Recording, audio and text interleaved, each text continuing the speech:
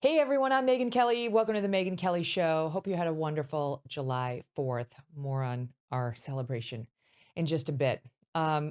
We have a can't miss show today. We're going to be reacting live to the preliminary hearing of Tyler Robinson in Utah today. He is the man charged in the assassination of Charlie Kirk. Erica's there. Charlie's parents are there, Robert and Catherine.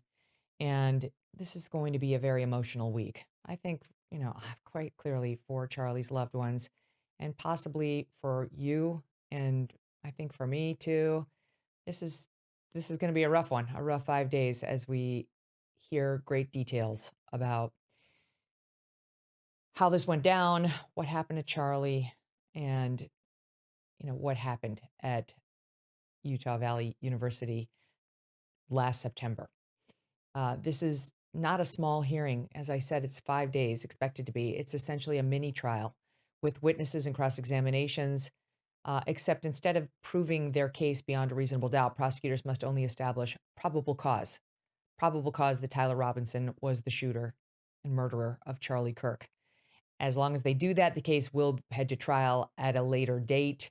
Now, typically, prosecutors can do this. They always have to establish probable cause against a defendant. Typically, you can do it through a preliminary hearing like this, or you can get a grand jury indictment. Though in Utah, the grand juries are far less utilized than in most places. We did not know that, but that's why they're seeking the preliminary hearing, because that's their typical go-to out in Utah, we're told. So that's why the prosecutors are doing this, and they're not phoning anything in, quite clearly, because 5 days for a preliminary hearing is quite a bit. They are calling witnesses. There's somebody on the stand right now. We actually are going to stream the whole thing live on our YouTube page, which we are right now. During the course of the show, when we're live doing, the show on SiriusXM, as you guys I think know, we do our show live on SiriusXM channel 111 between 12 and 2 Eastern time, Monday through Friday. And then later we release the show as a YouTube program and on podcast. So what we're going to do while we're live on SiriusXM is monitor the live hearing, update live as we go with anything important, and then go back to the constant live stream. So if you want to watch this thing, gavel to gavel, you can on youtube.com/Megyn Kelly. And then tune in for full analysis with lawyers, prosecutors, defense attorneys, and others as the week goes on. The prosecutors in this case have already announced that they intend to seek the death penalty against Tyler Robinson. It's just one of the many indicias of the stakes of what we're watching out there. We're well aware that there are some who don't believe Tyler Robinson had anything to do with this, or that he was potentially manipulated by somebody into doing this. And there remain big questions about whether someone outside of Tyler Robinson, anyone, knew in advance that he was going to be committing this crime. We're going to cover every single angle of this case for our audience. We're not going to assume anything. We're going to go into this with defense attorneys who will argue on Tyler's behalf, or from the defense perspective, with prosecutors who will argue from the prosecution's perspective, and from those who think, it's possible this guy had absolutely nothing to do with it. And we'll take a very fair look at this case as we go on. I don't, I just don't care about any of the bullshit around this. I care about Charlie, care about his family, and I care about being very factual in our coverage of what happens out there, both this week and when, as I believe it will be, held over for trial, we get to trial. So that's my own commitment to you. Before we get to all of that, however, we've got to get into the biggest controversy in the world right now, and it revolves around the World Cup for soccer. The U.S. set to take on Belgium tonight in Seattle in the round of 16. But as of last Wednesday night, the U.S. was going to be without arguably its best player. Okay, Folarin Balogun. I don't know how to pronounce the names, and I don't really know the soccer players. You guys know that, but I do know that there's a massive controversy unfurling right now around this guy said to be either our best or one of our best players, because he received a red card in America's win in the last game for the play you're seeing on screen right now. Okay, you see the American in the white outfit. and he stepped on the other sides, on the other teams, the players' leg, ankle, foot. Now, this is slow-mo, but apparently you're not supposed to review whether there's been a foul based on slow-mo. They don't do that. That you're supposed to leave that up to the call on the field. And many people looked at this, especially on the American side, and said a red card is well beyond the pale on what we just saw there. And a red card means you're not only kicked out of the game you're playing in, you also are barred from the next. So with every single game, an elimination game, that's obviously a huge consequence for America.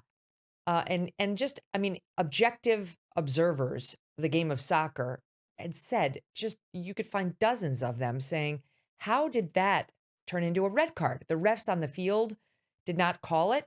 They didn't think it was a red card. They didn't think it was a foul at all, at all.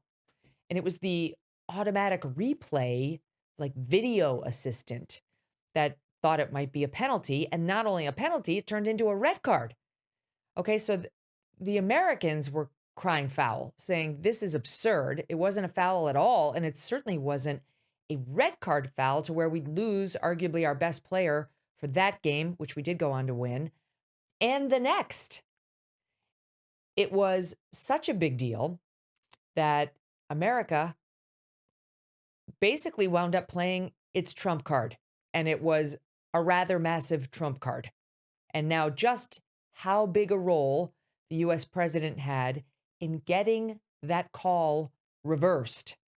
Not entirely, but basically the red card's been suspended for a year. Yeah, they say for up to 1 year. So I'm not exactly sure what that means, but it means this guy can play in tonight's match, right? And that reversal by FIFA happened after Trump called the head of the organization. All right, watch this. He didn't do anything wrong, and he's our best player or one of our best players, a very vital player. And he gave him a red card. I didn't know what that meant. I didn't think it meant much. Then I started hearing that means he can't play in the next game, at least in the next game. I said, boy, that's a big, if it happened to another player, it would have been unfair. But when they take your best player, or just about, they have some great players, and they say you can't play, that's very unfair. That's, it's one thing to penalize somebody for the game, but how do you penalize them for a game that hasn't been played yet? It's very unfair. You can't do that. So, yes, I asked for a review by FIFA. He asked for a review. President Trump put in a call. FIFA took another look, and now Balogun is set to play tonight, pending a last-minute appeal by Belgium, our opponents tonight, who are losing their minds over this call because they don't want to play us. Joining me now to shed further light on this is somebody who does know about sports a lot, and it's our friend Sage Steele. She's the host of the Sage Steele Show. Don't miss a moment. Subscribe to this show on YouTube and follow me on Insta, Facebook, and X. Buy gold and put some silver in your pocket. I know what you're thinking. Everything is so expensive right now. How am I going to buy gold? But listen, we got to talk about this. One thing you can control right now that does not cost you anything out of pocket is the ability to diversify your retirement savings. Birch Gold Group can help you convert an old 401k from a previous employer or an IRA into a physical IRA in gold. By the way, you can do it in whole or in part. If you just want to hedge your bets and say, I'm going to take part of it, whatever, you pick the number and put that in gold, just so I'm not entirely in the stock market. A lot of people would say that's a very smart move. And it's something that can be a hedge for you against inflation. And right now, Birch Gold is going to give you a special America 250 1-ounce silver round for every $10,000 you purchase by July 10th. That's 4 days away, so don't waste time. Think about this. 10 years ago, you could get an ounce of gold for about $1,200. Today, it would cost you around $4,500. So look at that markup. That's in gold. You missed that period if you weren't in gold, but you don't have to miss the 10 years coming at us now, right? Where is this going to be in 10 years from right now, from today? You should be on the positive end of that swing this time around, and you can do so by texting MK to the number 989898. That'll help you take advantage of free America 250 silver with qualifying purchase before July 10th. Again, text MK to the number 989898 today. Great to see you, Sage. How are you? Hi, Megan. I'm great. Happy 4th to you as well. And, oh my goodness, this is controversy. Like, only we can create this controversy in America, right? So what, do I basically have it right? The guy stepped on the opponent's foot/ankle, and the other guy wasn't hurt, but could have been hurt. And then how does this automatic video review thing work? Is there a person behind that, or is it just tech? Oh, gosh. First of all, you're asking great questions, and I will preface my answers by saying I am not a soccer expert. I am learning quickly, but my life at ESPN and 30 years of sports is football, basketball, baseball, hockey. So this has been new and awesome for me to go to this level and really learn about it. Even if it's not intentional, there can be red cards issued, and that is exactly what happened. The controversy, I mean, we can sit there all day long and review that play and look at what happened and say, red card, yellow card, what should have happened? If you ask the analysts that were on the game, and my friend Alexi Lalas on Fox, he was flabbergasted. He thought it was wrong. All the analysts on Fox thought it was wrong. I have a lot of friends in the soccer world who said, listen, this sucks for us, but it was the right call. It is so subjective in soccer. You can liken it to how you felt maybe watching ice skating in the Olympics or gymnastics as well, where it is subjective and it is up to the referee, the official on the field at that time. This is the first World Cup, where I believe this VAR, this video and review that is there to help the referees, is used not just for goals, but for plays away from the goal as well. So a play like this is fair game to be reviewed and go, yes, under slow-mo. It's different than past World Cups for sure, and it is controversial, but they're doing it in an effort to what? To make sure they get the call right. So that's where the beef comes in, because then people see it and say, well, no way. This was a yellow card, definitely a yellow card, but was it a red card? Again, it's subjective. To me, though, the biggest issue is bigger than that. The biggest issue is, should the President of the United States, the leader of the free world, be getting involved in this? And I think that that is also subjective and up for debate. I am so glad that Balogun is playing tonight. I'm so glad. He is absolutely our top scorer. We need him to continue to progress in the World Cup. If we win tonight, we will have never gotten this far in the World Cup for the men. The women have done it. The men have not. And there's going to be an asterisk by this, isn't there? Like, if we win after Trump has made the phone call, picked up the phone, obviously pressured him, what's the rest of the world going to say? Yeah, you needed your guy to get involved to make sure your star player was there in order to beat Belgium. So I just don't like it. I can be really, really excited that he's playing and a little disappointed that President Trump decided to get involved. I mean, he's hedging the way he's talking about it. I didn't think it was a foul.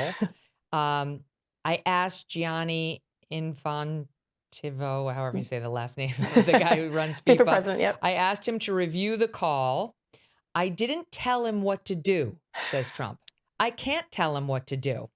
And I don't believe he even made the decision. I think it was a committee that made the decision. But Trump says, I didn't think it was a foul, so I asked him to review it. So is this one of those, the allegation, I guess, Sage, is that it's one of those, like, you know, nice game you have there. Shame if anything happened to it kind of phone calls without explicitly saying you change the call or something bad is going to happen between us. Yeah, I mean, wouldn't you have loved to have been a fly on the wall for that conversation, along with many others that are far more important than soccer, but just for this, because he even acknowledged, he's like, I don't know. I didn't know what a red, I didn't know it was a big deal. And then somebody said, no, this is a really big deal. He's like, well, screw this. I got to get involved. This is America. I mean, feel the momentum. And by the way, it has been absolutely incredible, not just surrounding the American team, but all these other countries coming here and seeing just how great our country is. It has been awesome, and the timing has been incredible with America 250. But when have we ever known President Trump to be subtle and to just kind of throw it out there and see how the person on the receiving end takes it? No, he's always so direct, and I cannot imagine he was like, I don't know, maybe you'd reconsider. What he did talk about, as he said during his press conference today, I've heard bits and pieces, Are you crazy? There's 50, 60 million people watching this every time. What are we doing? This is like the Super Bowl. You'll get even higher numbers. So I just can't imagine being subtle with it. And by the way, we all agree.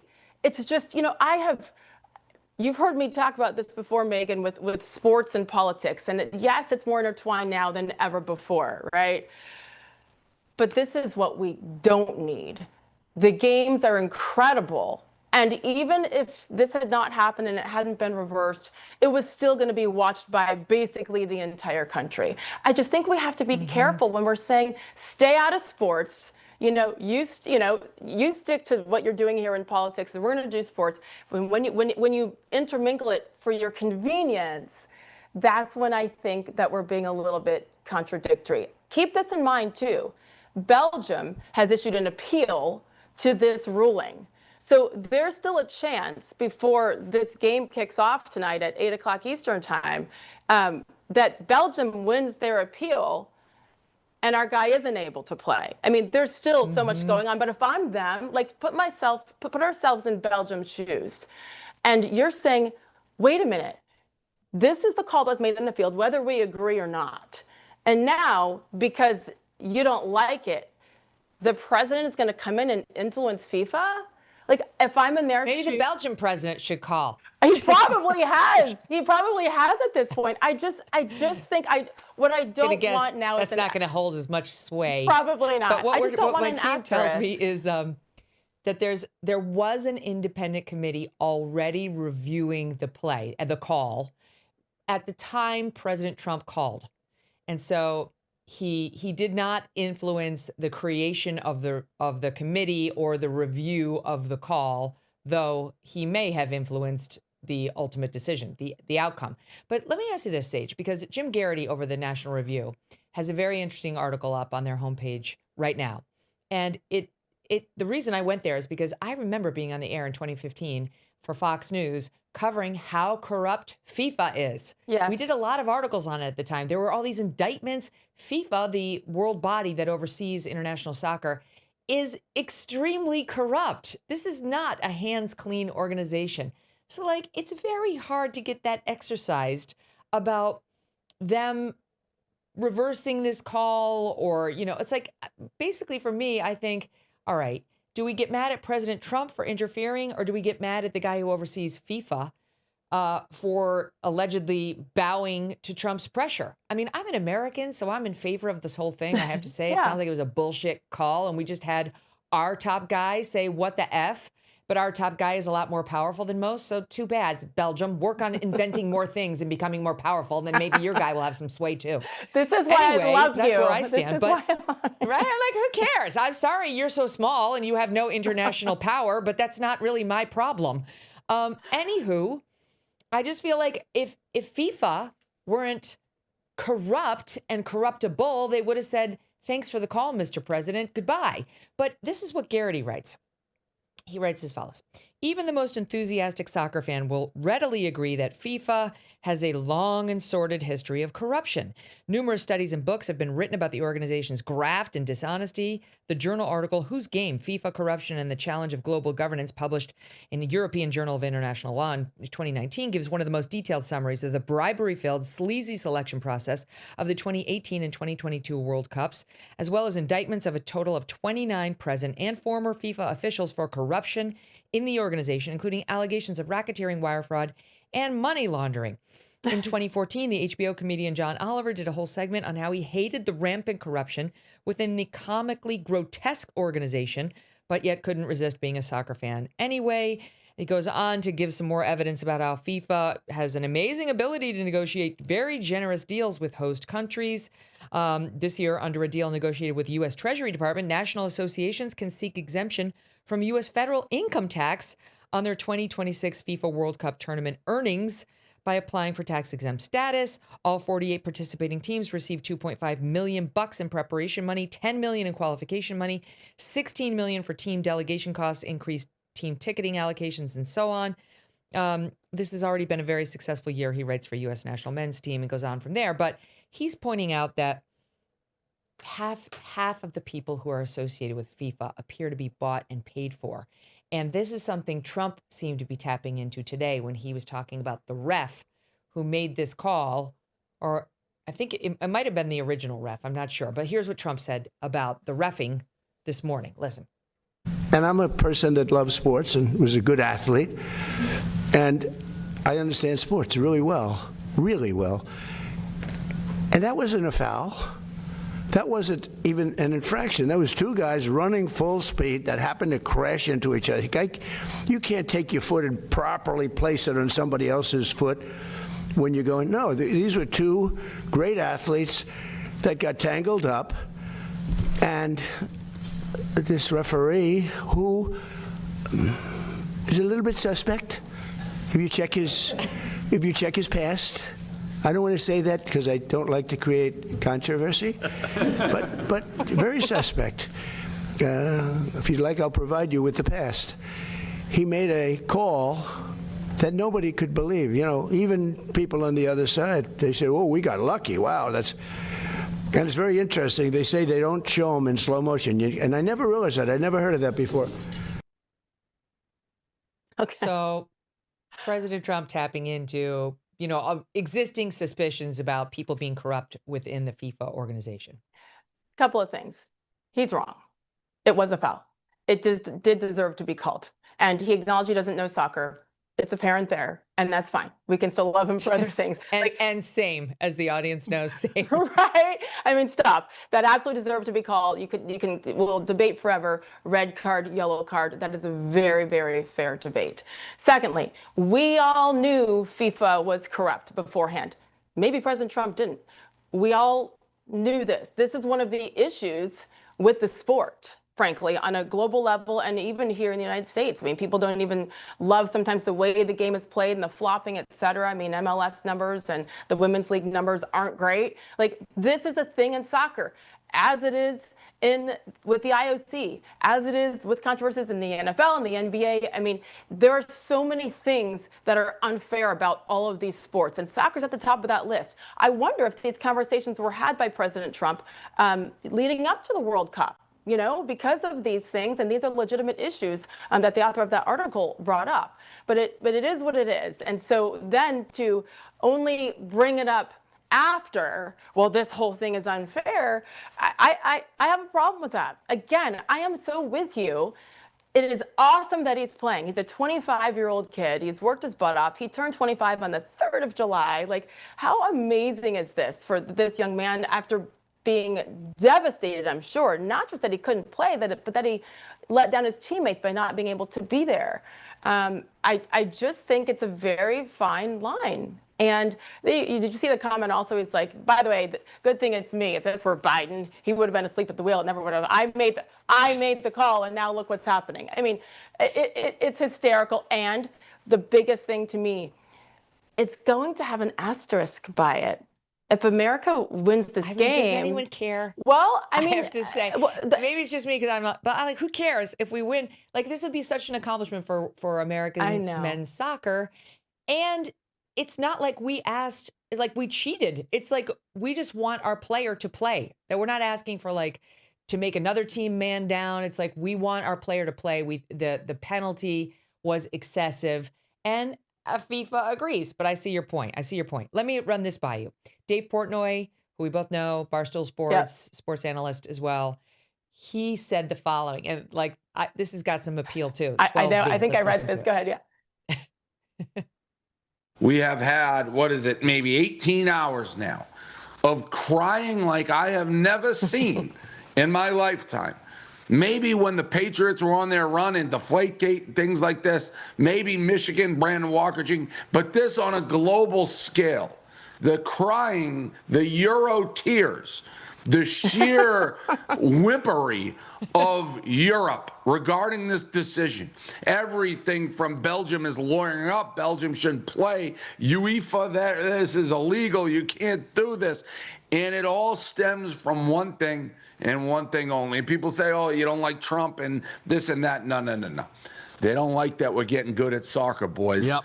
The Europe is petrified because if we're good at soccer, they got nothing. We're bigger than they are. We're badder than they are. We bail them out in every world war. We are the United States. We're the bully. We're the tough guy.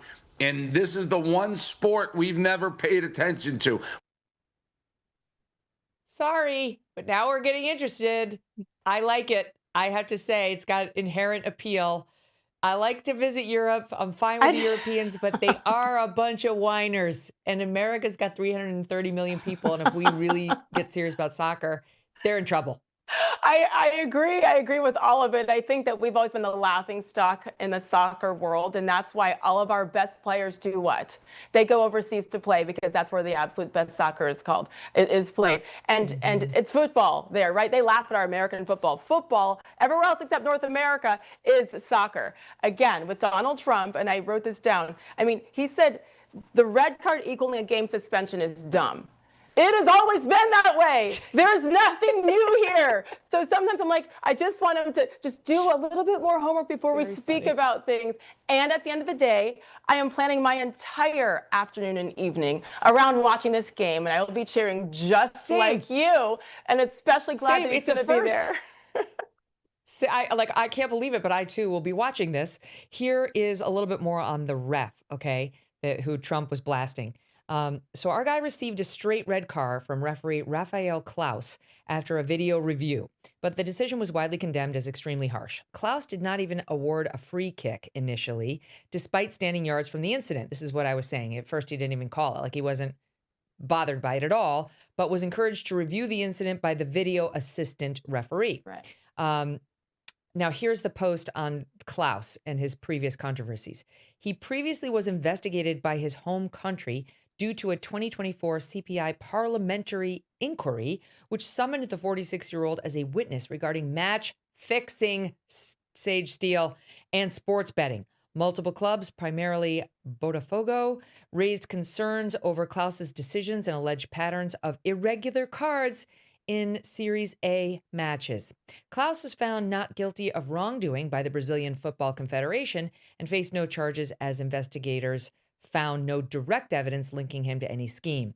He wasn't punished, and his involvement in the Brazilian investigation did not hinder FIFA's decision to deploy him as a top official at the highest level. Guilty! Guilty! Yes, and guess what?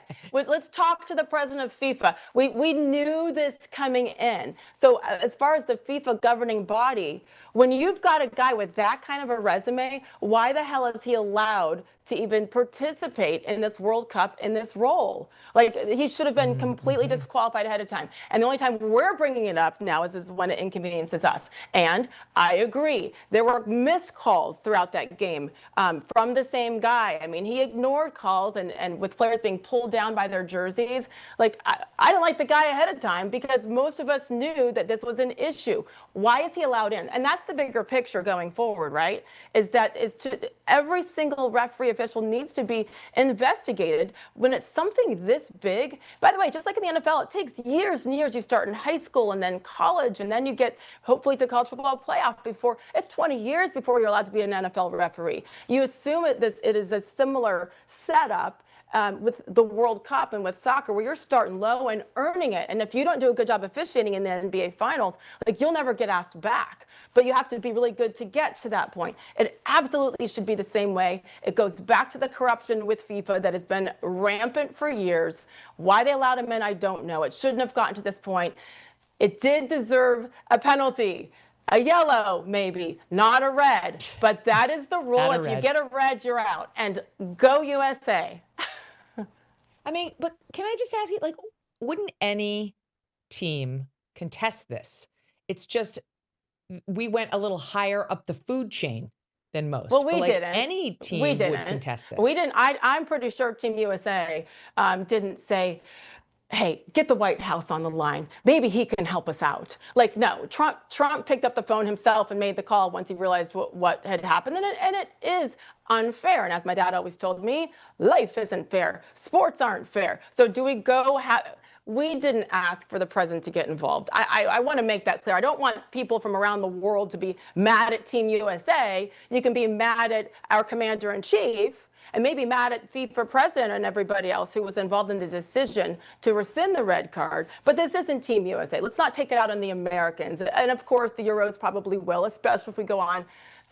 If we go on to win this game. But at the end of the day, I don't know what could have been done differently by the Americans. If it were reversed, what I would I'm be told upset. Is like, I think Argentina's one of the ones favored to possibly win. Yep, again. Spain, right, is another one. Like, the Americans are not favored to win the whole thing. I feel like we're arguing over just how far we advance or Belgium advances. Okay. And like, but they might. And you know what? About the, go back to the. If we win the whole thing, yes, it's going to be very No, controversial. but go back to the 1980 U.S. hockey team. There were no expectations for us. And the miracle on ice, like, it happened. This could happen, Megyn. You don't know, especially with what has happened in our country. That game also had an asterisk because did that last goal go in before the buzzer or not? Not so the none last of this goal, is but the preceding fair, one. right? But we don't care. We don't care. We think it's fine. We're just asking to have our best player play the game. That's it. Not with any and hopefully he particular is, advantage. because with this and appeal he was tonight, wrongfully like punished. I'm praying that Belgium doesn't get their way with this appeal, right? Because there could be a change before the game starts. So because they have a right to do that too. And if I'm them, I'm doing the same damn thing. This is where I'm trying to. Why are we listening to Belgium? What have they given us besides the waffle? And when they have given us a Steve Jobs, they can come to the table and bargain equally about presidential power and its use or misuse. The only thing that's missing. Other than that, Megyn, the only thing that's missing is an F-bomb from you. Like, I've been waiting. Come on. I'm doing better, Sage. I'm trying. No, I'm not really trying. I'm mildly trying to cut back. Mildly. Wait, I want to give you one more Dave Portnoy. Here he is in SOT 12A. I'm going to need some fact checking from fact check people. But I've seen a lot of talk that this has been done before in the World Cup. Like Ronaldo had his suspension pushed off, a bunch of things. So it's not the first time this has ever happened. It was the right call. And this is united a nation. I'll also say, and I know T-Bob, you're not a Trump guy, and I don't know people's politics. If you are against this and you're a United States citizen, deported. I want you out of the country. If you have a problem with this guy playing because you're letting politics get in the way and you don't like Trump place a phone call and you think this is wrong, deported. I want you on the first bus, plane, train. See ya. Go live somewhere else. This is about winning soccer.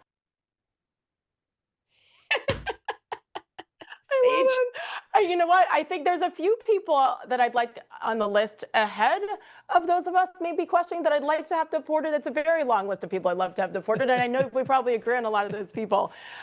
Yes. It's hysterical. Portnoy, like, that's why Dave Portnoy is a genius too. He just comes on and he tells it like it is. You know, the last thing I'll say is that what if?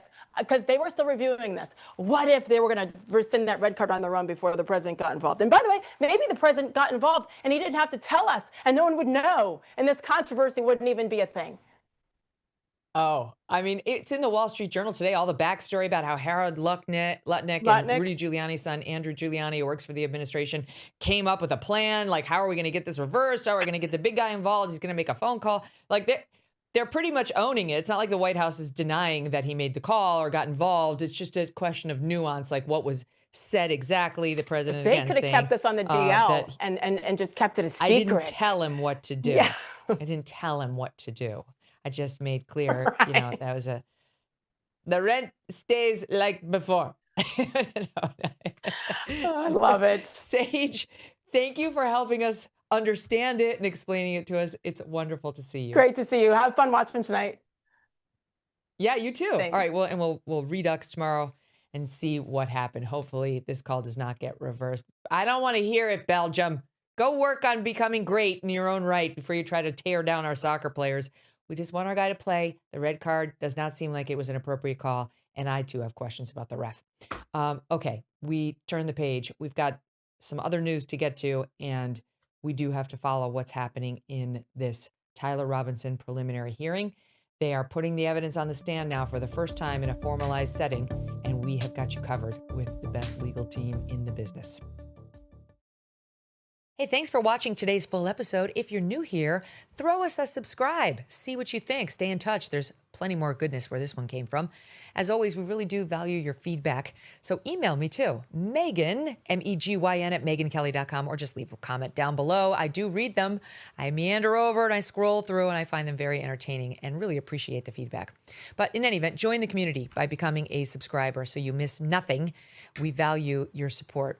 We may not always agree on positions, but as you know, I'm very open-minded to people who disagree with me. That's how I learn. So thanks. And thanks for trusting us to always talk about it openly, honestly, and with provocative conversations.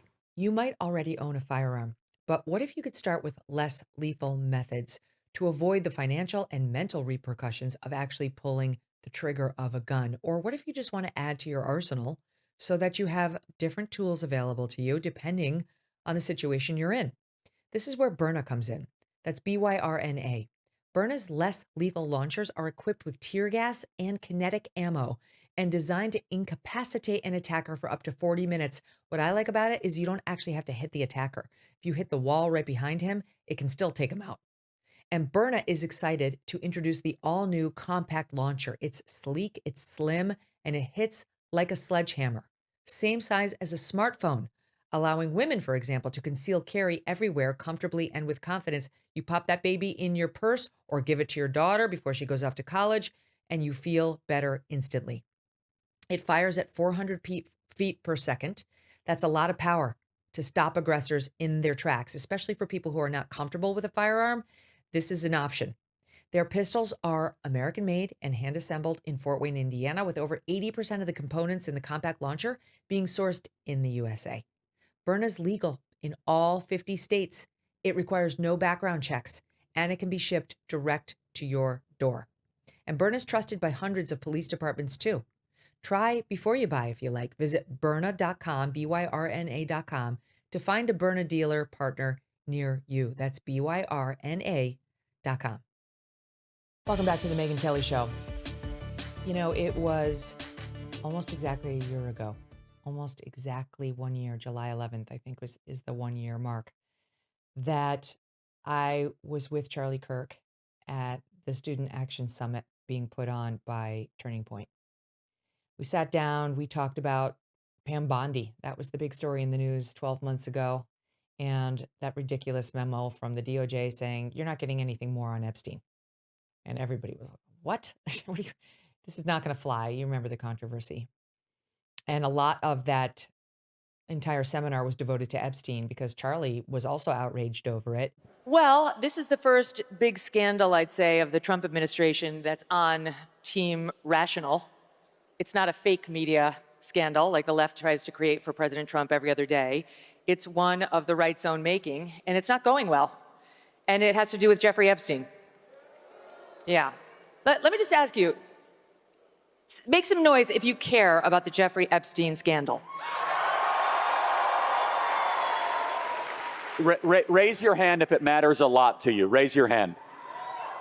So every hand of 7,000 people. Everybody cares. A lot. I said a lot. Every hand. While he didn't feel he could be the chief critic of the administration, he did feel that those of us who had already spoken out about it, because the news had already broken prior to my arrival out there, they could be his voice and they could give voice to the outrage being felt, especially by the young Trump base, who did not agree that Epstein was over or that all the disclosures that had been necessary had been made. And he specifically said to me at that event behind the scenes, like, you have to do it. I can't do it. And I said, I'm good. I've been talking with my audience about this all week. No one's going to be surprised where I stand. And he led me in a Q&A about Epstein that was well received by the audience. And we did an audience poll, like, how many of you care about this? And they all did. And it was a typical fiery exchange at a Turning Point event between me and Charlie. It was great.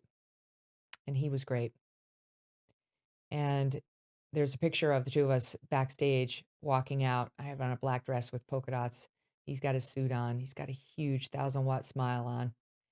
And I'm doing one of those, like, sort of, here we go, finger points at the camera.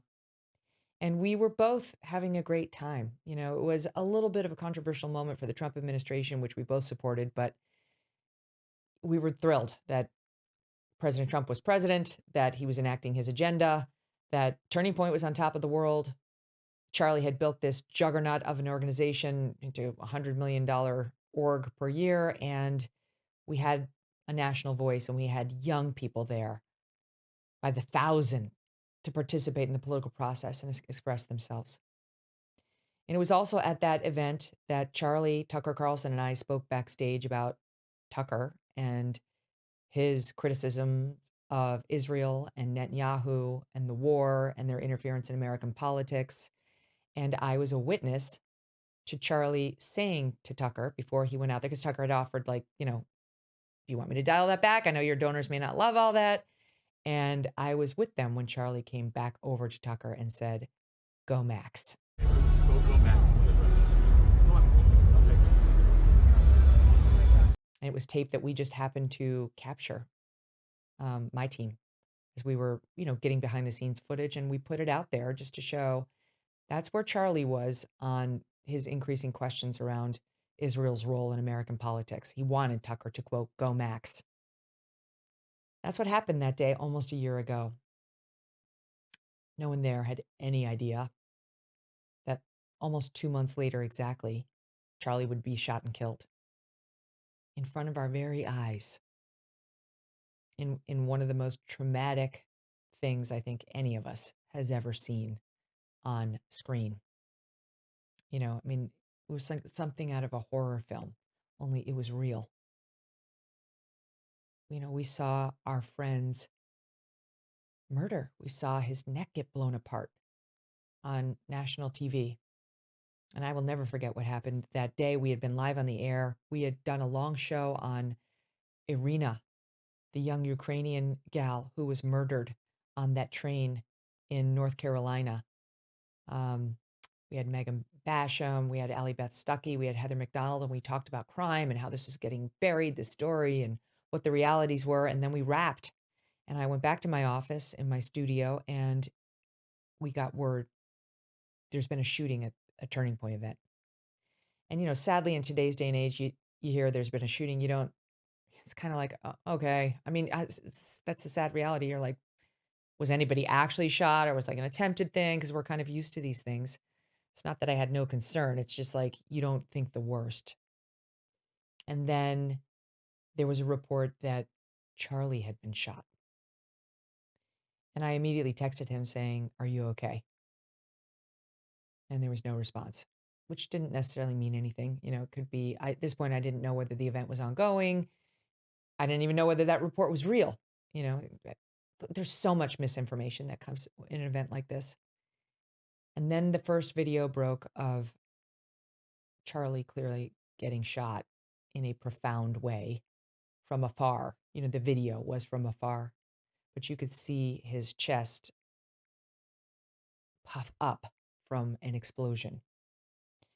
And that was the first indication we had that something catastrophically severe had happened to him.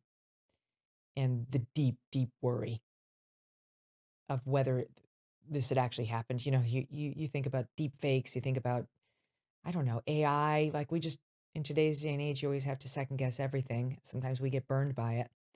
And just the level of alarm skyrocketed up. And I said to my team, we got to go back on the air right now, because if something has happened to Charlie, our audience is going to want to hear it from us. They're not going to trust the mainstream media on this at all. And if something terrible has happened to him, they're going to want to hear it from us. So we went down back into the studio. I sat down on the set. And just as I did, that other video hit, the close-up where you see Charlie's neck explode and a river of red blood immediately emerge out the left side in what seemed almost truly too gruesome to be real. It just did not seem like this was real life. It was so much blood, so instantaneously shooting out of my friend. It's just like the most rapid and aggressive pace. It just seemed like it had to be somebody's idea of what this kind of murder would look like and not an actual murder, because it was just so instantaneously gruesome and voluminous and awful. And I screamed out in the studio when I saw it. I couldn't believe it and instantly burst out into tears, which, think about the number of times in your life you've instantly burst into tears. Hopefully it's been few and far between. It certainly has been for me. And then we went live moments later. We had our guests lined up, to whom I'll be grateful forever. Glenn Beck, Rich Lowry, Mark Halperin came on, among others. And we got through it together. And then indeed, we had the confirmation, Deseret News, that Charlie was dead. And that was September 10th, 2025. And here we are. It hasn't even been a year since Charlie was killed. And it's almost been a year since I sat with him at that Turning Point event. And I kind of can't believe that we're here talking about his alleged killer. That's where we are. So much has happened in the past year. Dueling narratives around Charlie's death. Serious questions being raised by many people about whether this gun could have caused that injury. And that is a fair question. People I really trust, like Rob O'Neill, who's a trained Navy SEAL sniper, does not believe that it could happen. And I trust him implicitly, and I understand that's a real question, and we're going to have to get into that. Obviously, questions about whether somebody else had something to do with it. Whether Tyler was the shooter at all, and if he was, whether somebody else had something to do with it, put him up to it, knew about it, worked to cover it up. And that's a very, very wide web. We saw texts from the trans FIFA community, this aggressive trans group online, predicting something terrible was going to happen to Charlie that day. We never heard more about it.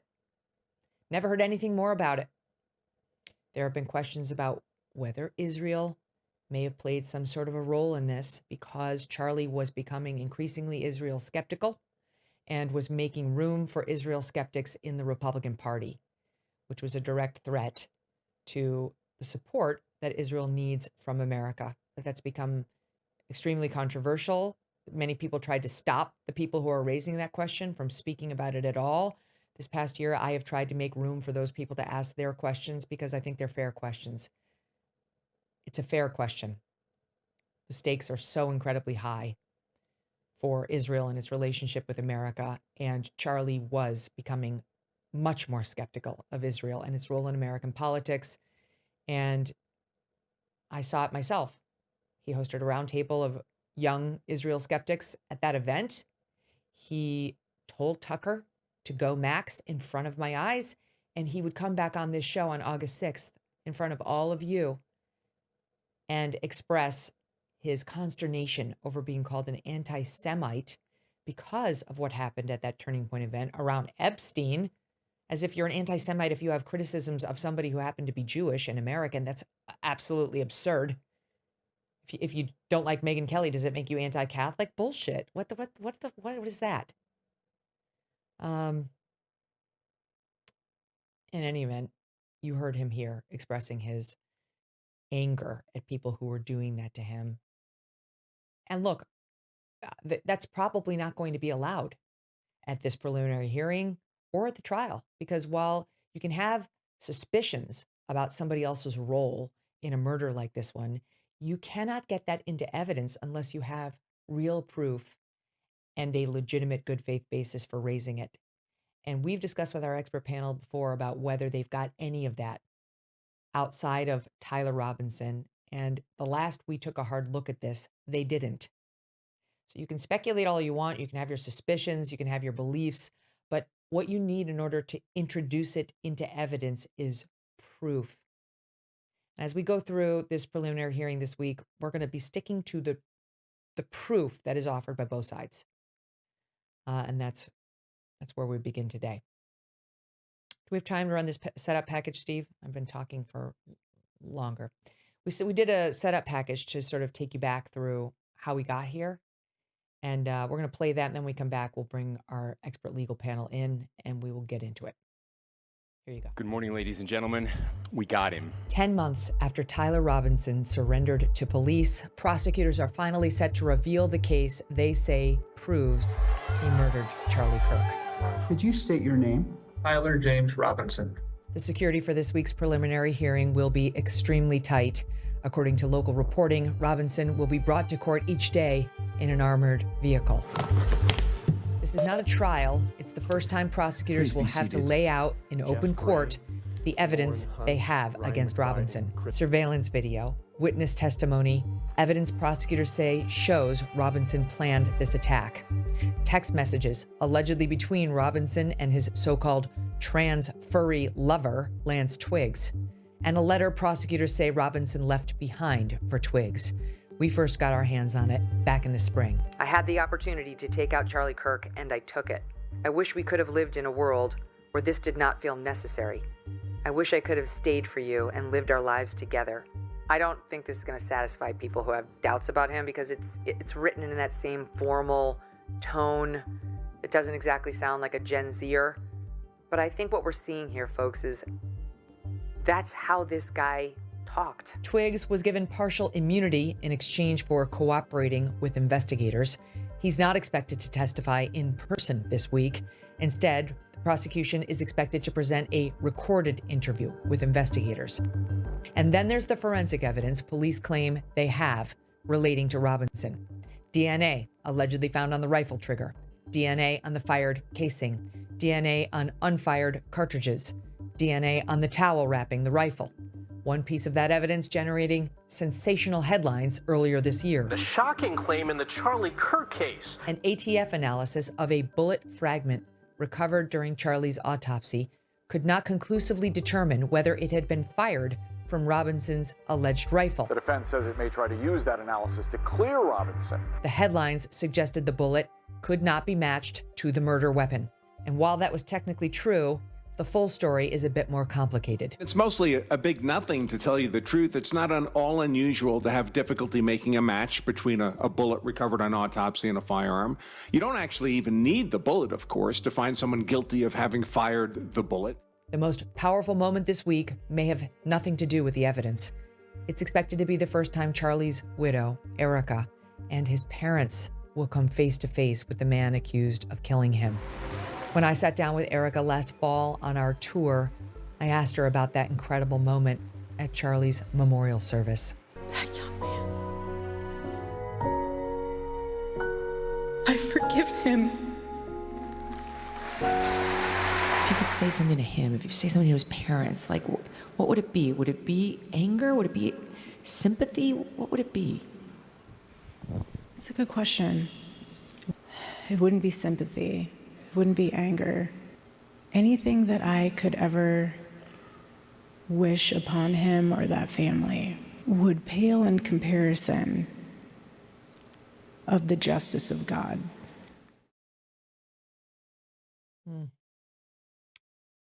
The preliminary hearing is in a break right now. We're going to take a break too. And when we come back on the opposite side, we'll tell you what's happened in court this morning and what's likely to happen next. We've got our full panel of legal experts. We're going to have this covered for you all week. In the meantime, say a prayer for his suffering family and keep Charlie in your thoughts as well. And Turning Point. We'll be right back. Are you feeling sluggish, bloated, not quite like yourself? This affects so many of us. Life constantly bombards us with silent threats, processed foods, seed oils, artificial light, nonstop stress, all of which can disrupt gut health, drain your energy, and weaken your immune health while you're not even paying attention. When that happens, it's not that your body's broken. It's that it might be missing the right inputs. This is why you need to know about Armra Colostrum. This thing's packed with more than 400 bioactive nutrients that they say can work at a foundational level to fortify gut health. So many of our issues start with poor gut health. That can support immune health. They say it can also fuel recovery after a workout and promote whole body vitality. Doesn't that sound good? Strong gut integrity can support metabolism, skin and hair health. Yes, if you're having problems there, it could begin in your gut.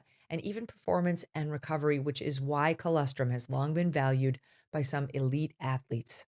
If you are looking to take back control of your health from the inside out, consider Armra. And they have a special deal for you right now. Go to armra.com/Megyn or enter MEGYN to get 30% off your first subscription order. That's armra.com/MEGYN. Sage Steele is still on the soccer case, forwarding to me just now the following headline: Belgium's appeal over Folarin Balogun has been rejected by FIFA, clearing path for USA star to play World Cup game after Trump's intervention. Yay! That's the right decision. Go Team USA. And then at the same time, FIFA and its president, Gianni Infantino, has just released this statement denying that President Trump's phone call is the reason that the call was initially reversed, and now they're standing by it. He says as follows. He writes as follows in this written statement. I've seen the public comments regarding the decision of the independent FIFA disciplinary committee related to the suspension of Folarin Balogun, and I would like to reiterate a fundamental principle of FIFA's governance. FIFA's judicial bodies are independent. They operate autonomously, apply the FIFA disciplinary code, and decide cases based on the applicable regulations and the specific facts before them. Their independence is essential to the credibility and integrity of football, and this must always be respected. Yes, I regularly discuss matters related to the FIFA World Cup with the President of the United States, and on this matter, I did receive a call from Trump, just as I received calls from heads of state, government officials, football stakeholders, and business execs from around the world on many different issues. During our convo, I explained that there was an ongoing legal process involving FIFA's independent judicial bodies, and that the case would be decided in due course by the competent bodies.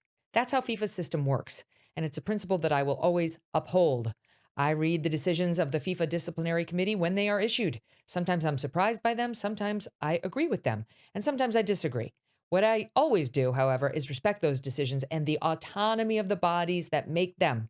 Whether we personally like a decision or not is irrelevant. Respect for independent institutions and the rule of law is what protects the integrity of our competitions and the credibility of FIFA at all times. So that's a clear denial that Trump's phone call had anything to do with the reversal.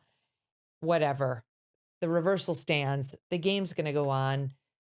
Cry in your soup some more, Belgium. Just get your guys out there and try to win, okay? All we're asking is to play with our regular team. That's it. And having a bullshit call from the sound of it not standing against us. By the way, online, people are already pointing out that reportedly Keir Starmer, you heard Sage make reference to it, interfered in England's game against Mexico to make sure, against somebody in Mexico, maybe it was Mexico, I don't know, but to make sure that the game was played a little bit delayed. There was bad weather coming. He reportedly wanted them to acclimate. We'll see. Like, is it really so unprecedented that a leader should contact the head of FIFA and say, gee, I didn't like that? I'm sure it happens. So in any event, we go forward with our full team tonight. Go USA. Okay, it is 1:00 here in the East, and we are monitoring the Tyler Robinson preliminary hearing. This is it for the prosecution, where they have to convince the judge that they do have enough evidence to hold Robinson over for a real trial. Officer Chris Bagley is on the stand. He's with Spanish Fork, Utah Police Department now. He was previously with Utah Valley University Police on the day that Charlie was killed. So far, the prosecution has been establishing his knowledge of the location of various buildings on campus, and he just said this about what he heard when Charlie was shot. You mentioned you heard something. What did you hear again? I heard a gunshot. Okay. And can you describe you described Mr. Kirk's reaction? Was that simultaneous to hearing the gunshot? Yes, it was. When he fell to the left? Yes. Did you see the reaction from the crowd? Yes. What was that?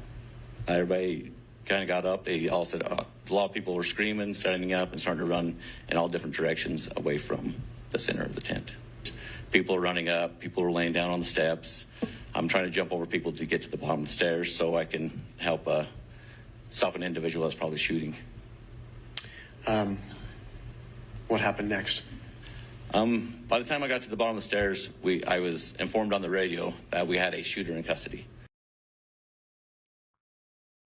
That, of course, would not be the actual shooter. It was another man who injected himself into the melee. Joining me now to react to all of this are Viva Frei. He's former litigator and Rumble creator, and Dave Ehrenberg and Ashley Merchant. They are two of the hosts of our MK True Crime Show on the MK Media Podcast Network, which you can find. Just go to any podcast app and type in MK True Crime. It'll come up, or you can go to mktruecrime.com and find links to all the multiple platforms. Great to see you all. Dave, let me start with you as former prosecutor, former state's attorney for Palm Beach County. What do you see as the goals for the prosecution here and the challenges for them as they try to convince this court that they do have probable cause to hold Tyler Robinson over for trial? Megyn, good to be back with you and my fellow Florida men and women, Ashley and Viva Frei. Ashley actually is from Florida. She lives in Georgia now. So we're all Florida people.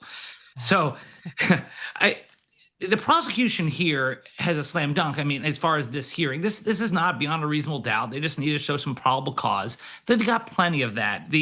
This is really for the defense. The defense wants to use this as a way to get as much information out there, to cross-examine as many people as they can, to try to help their defense. It was a loss for them when they couldn't get Twiggs to appear in person. They wanted to cross-examine him. They wanted to lock him down. Instead, he's going to be on video. Robinson's boyfriend. Correct. Now, Lance Twiggs is named, but the defense, interestingly, the defense refers to him as Luna Twiggs because I guess he is transitioned already. So both sides, the prosecution and the judge call him Lance Twiggs and the defense calls him Luna Twiggs. So you can see where they're going. They're going to try to discredit Twiggs and try to point the finger at him as much as possible.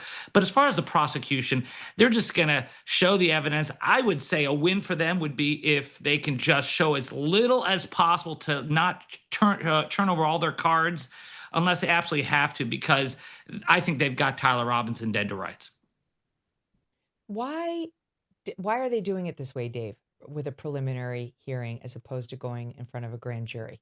Oh, the defense wants this. The defense wants it. So this is something that in Utah happens. And although I'm not an expert in Utah law, the defense can push for this because they want the prosecution to put up all the evidence so they have a chance to cross-examine it. And so that's what happens. But yeah, it would be much easier just to get an indictment before the grand jury move forward. But here, I guess in Utah, they want the evidence so that the judge could officially find probable cause and then move forward. But this is something the defense wants, not the prosecution. But who is it up to? Because our information was that, of course the defense wants it. They always want it. But our information was that the grand jury proceedings are actually much more rare in Utah, that they do happen, but they're much more rare. Ashley, do you have any thoughts on it? No, it's all of the things that both you and Dave were talking about. I have a lot of thoughts on it. It is very rare to have this type of proceeding. Typically, they would just go in front of a grand jury. And the grand jury, there's an old adage that it would indict a ham sandwich. That's true. They could definitely avoid this and go to a grand jury.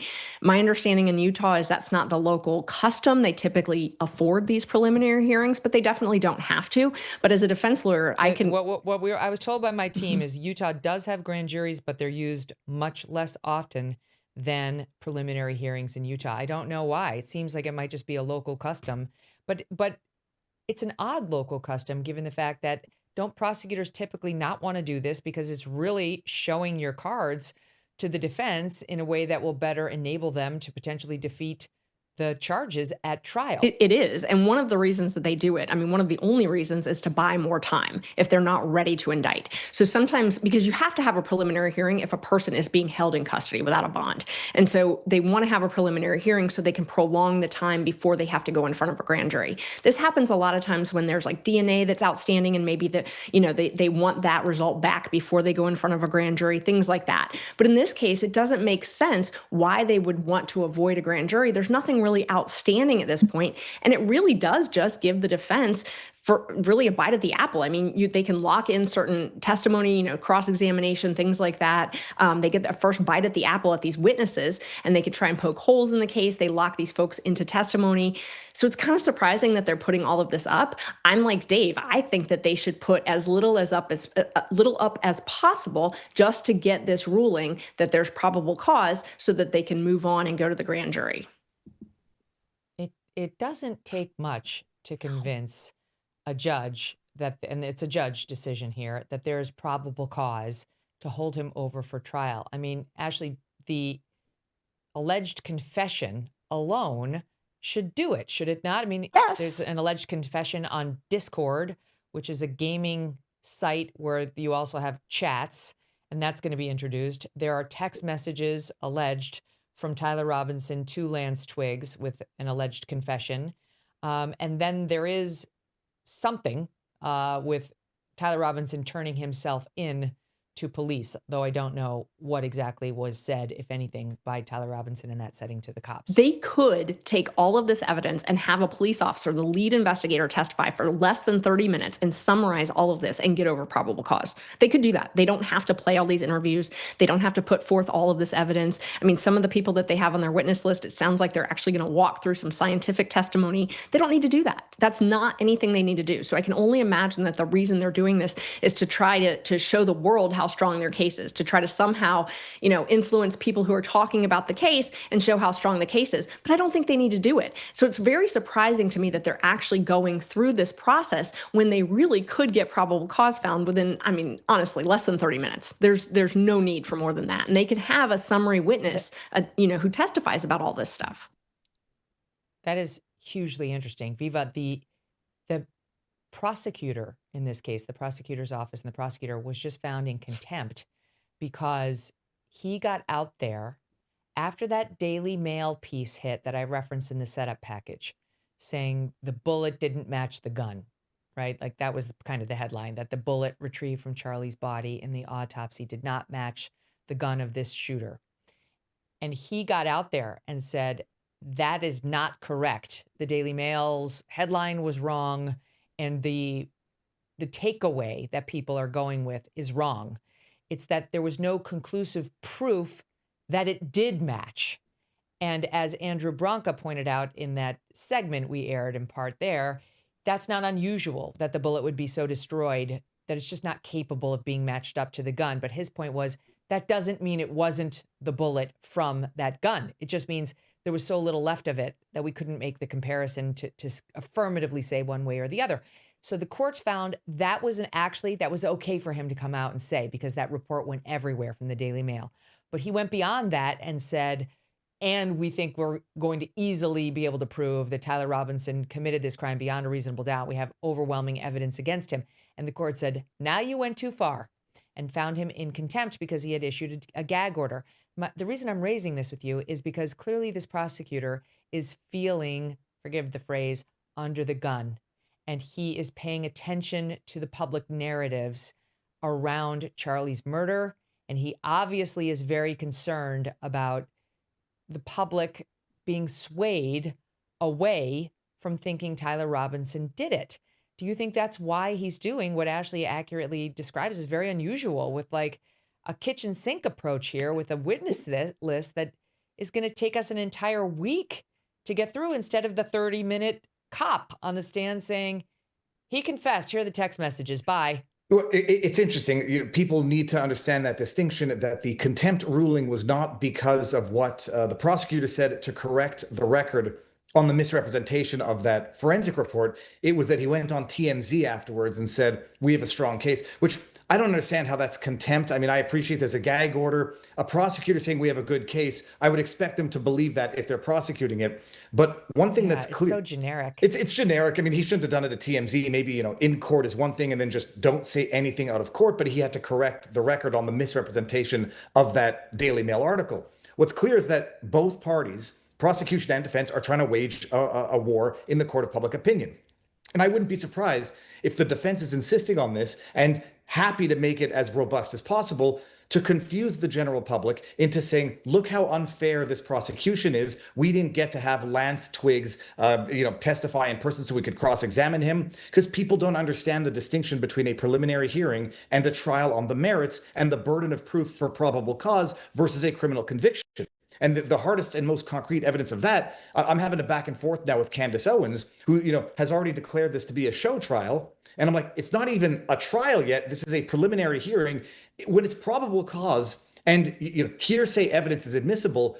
You don't get to necessarily cross-examine the individual who made the statement. That is where you go to probable cause and say, okay, hearsay evidence is admissible. And so you don't get to cross-examine now. You'll pick apart the evidence when it's time to prove it beyond a reasonable doubt. Right now, probable cause, slam dunk, like everyone says. How it's going to take 5 days, I don't know. But you know that the defense is going to try to confuse the general public into thinking this preliminary hearing is somehow something of a trial on the merits, subject to beyond a reasonable doubt, when it's the exact opposite. Mm-hmm. The witness list goes on and on, Dave. I'm looking at it here. I know you guys have seen it too. There's Officer Bagley, like we just said. He's on the stand now. Someone from Utah Bureau of Investigation, Agent Bricker Mortensen, who's also from the State Bureau of Investigation, Agent Davis, same thing. Lance Twiggs via recorded video. We're going to come back to that in a second. And then, I mean, the evidence list, my gosh, we'll be here all day if I list it all, but here's just a couple things we expect them to introduce. Drone images from Utah Valley University. Photo of a screwdriver, which they allegedly found on the roof. Daytime photo of sniper perch. Photo of sniper perch. Photo of sniper perch. Video of mother with children in crowd because they need to show that somebody was scared, that what he did that day scared women and children. Written statement of A. Right. Video of shooting from behind questioner. Written statement of T. Phillips. Video of shooting from behind Charlie. Written statement from Turning Point. Video of shooting from behind Booth. Photo of rifle in bushes. Photo of rifle in bushes. Photo of rifle in box. Photo of rifle in box. Medical examiner report. Doorbell camera surveillance from 9/10/2025. Written statement of C. Noble, of Mike Mitchell. Recorded statement of Lance Twiggs. Text messages between Tyler Robinson and Lance Twiggs. There it is. That's an important one. Discord chats. Photograph of no. Okay, I could be here all day. Like, they're going to be introducing a lot of physical evidence. But let's just start with the big one, which is recorded video of Lance Twiggs. This is the guy. I thought it was remarkable in the setup package. Jake Whitman, our producer, found these pictures of Lance Twiggs looking like a man, like, I don't want to say a regular normal man, but like a guy, like your typical guy. And then you see the after pictures when he was dating Tyler Robinson and living with him, where he's got the ears on and the furry cap. And obviously this is an unwell person. You don't declare yourself trans and a furry as this guy did. And I mean, I'm sorry, but like the name Luna is perfect for him. Short for you know what. This person is the prosecution's main witness, Dave, which I would think poses a bit of a challenge to them because this is not a well man. Yeah, and you're in Utah, a culturally conservative state, and so they're going to see this individual, and they may not like him. But he is a crucial witness because he's supposedly the motivation for Tyler Robinson. He did it for love of Lance Twiggs, and Lance Twiggs, by all account, knew nothing about it. He saw the message afterwards and was shocked.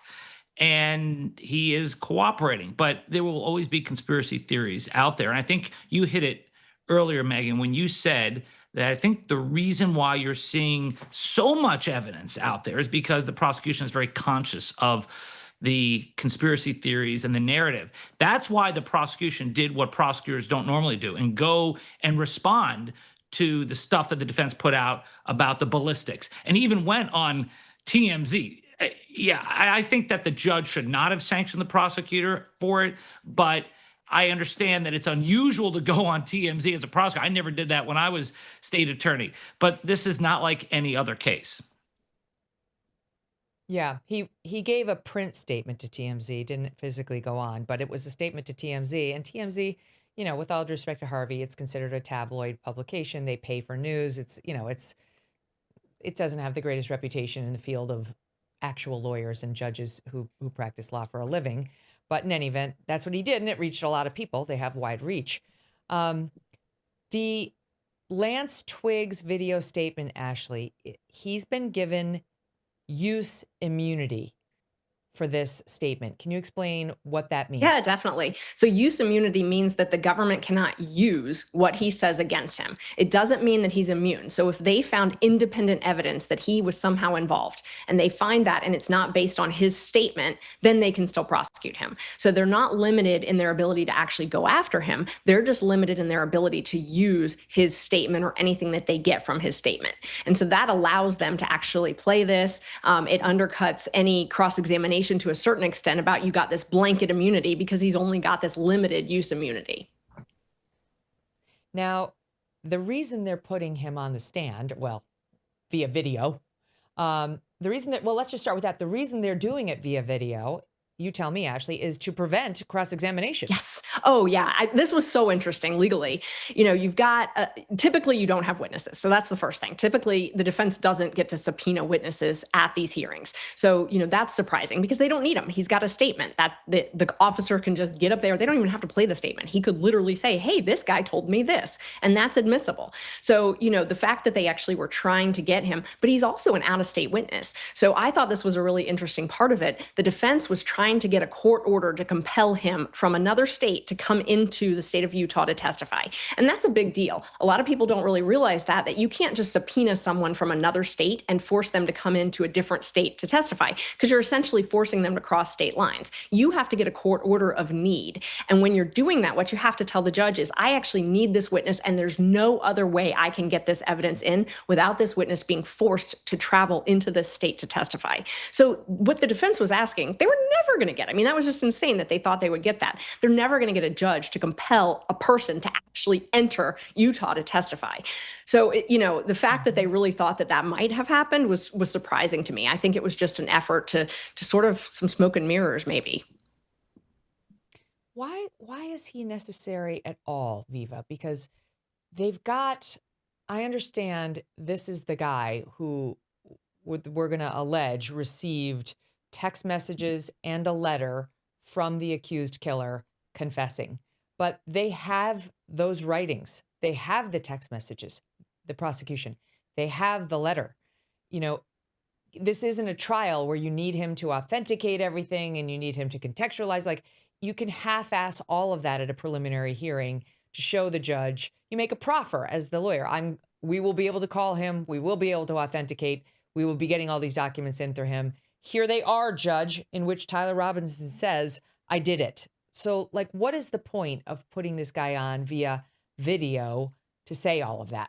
Operating within the bounds of what I know and what I don't know and what I know that I don't know. I'm not a criminal lawyer. I don't know if there's a purely strategic reason to show the world that they have Lance Twiggs and that he hasn't absconded like was the rumor back in the day. Whether or not it's just to quell certain conspiracy theories and to show the evidence just to the folks out there who say, that they have the wrong guy. My concern with this, and I'm going to defer to Ashley and Dave on this, is people are now saying, oh, he's not being able to be compelled as a witness, when my understanding is it's only for the preliminary hearing, and he can potentially be compelled as a witness by the defense at the trial. And so it's not like he's being totally precluded from any involvement, and all that they have going forward for a conviction is this video evidence. It's lending to some confusion, but my understanding, and subject to verification and confirmation from Ashley and Dave, they can't compel him now, but in theory, he could be compelled as a witness at the trial for the benefit of the defense if they so choose, and that he's not been given immunity and now can have nothing further to do with this case. Completely right. And nor could they play this little video they've got going at trial. If the defendant has the right to cross-examine, and if he doesn't actually show up physically at the trial, the jury will never see this thing. Exactly. And that's what the law says is he has to be available for cross-examination. Whether or not they do cross-examine him, that's a different story. But that means that the prosecution has to actually bring him, and he has to be available for cross-examination. Otherwise, they cannot admit this out-of-court statement in. And typically what happens is he would actually take the stand, he would testify, and if he said something different than what's on this recorded statement, then they would bring that in. But if he says exactly what's on this recorded statement, the jury's just going to hear from his mouth. They're not going to hear this recorded statement, but he 100% has to be available at trial. The only way that he's not has to be there for this preliminary hearing is because the rules of evidence don't fully apply. You don't have a right to confront witnesses at the preliminary hearing like you do at a trial. So Dave, this is a PR play. That's what's becoming clear, that there are cameras in this courtroom. They're limited. That was a whole big legal fight that they had on whether there would be cameras, where they'll be positioned, what they'll be allowed to show. But we did get a camera in there. Not we, the Megyn Kelly Show, but we, the media. So we are going to see this hearing. We're live streaming it again at the entire thing at youtube.com/Megyn Kelly. If you guys want to dip in at any moment in the day, it begins every day except for Wednesday. It's going to begin at 11 a.m. Eastern. On Wednesday, it starts earlier, I think. I can't remember off the top of my head, but what time, Steve? Oh, okay. On Wednesday, it starts later, 3 p.m. Eastern. But this is a PR play for the nation writ large and for the Utah jury pool, Dave, to put this Luna on the stand, so to speak, via video.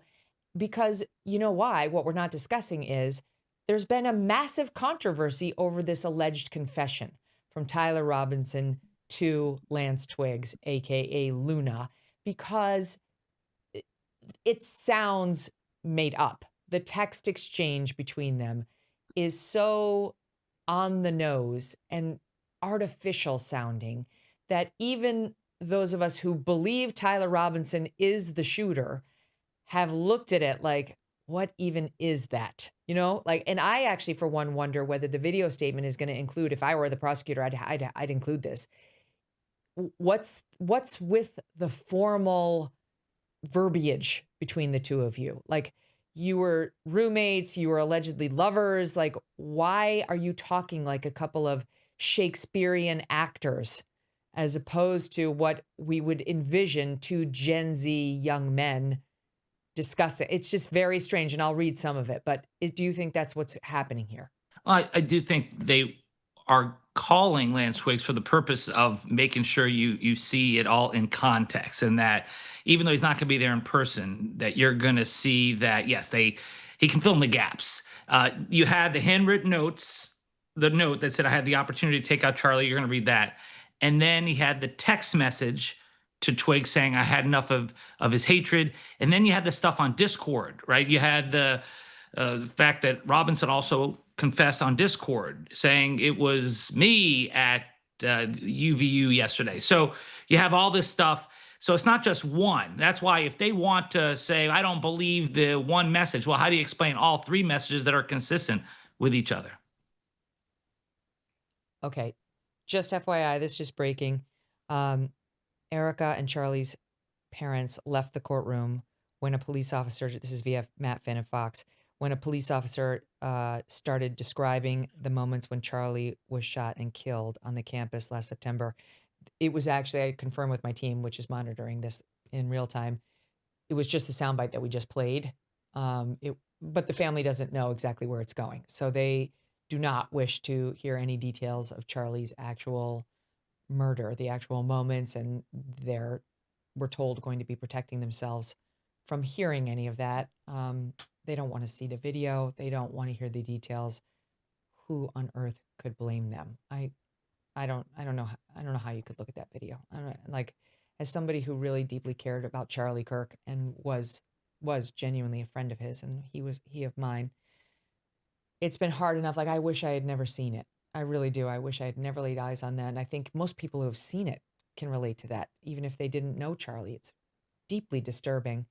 And for the family to have to see that and hear details around it would be too much. So his parents, who have remained entirely tight-lipped and private around Charlie's death, Erica, who's going to be there the entire 5 days, we're told, she's his representative. She's the mother of his children.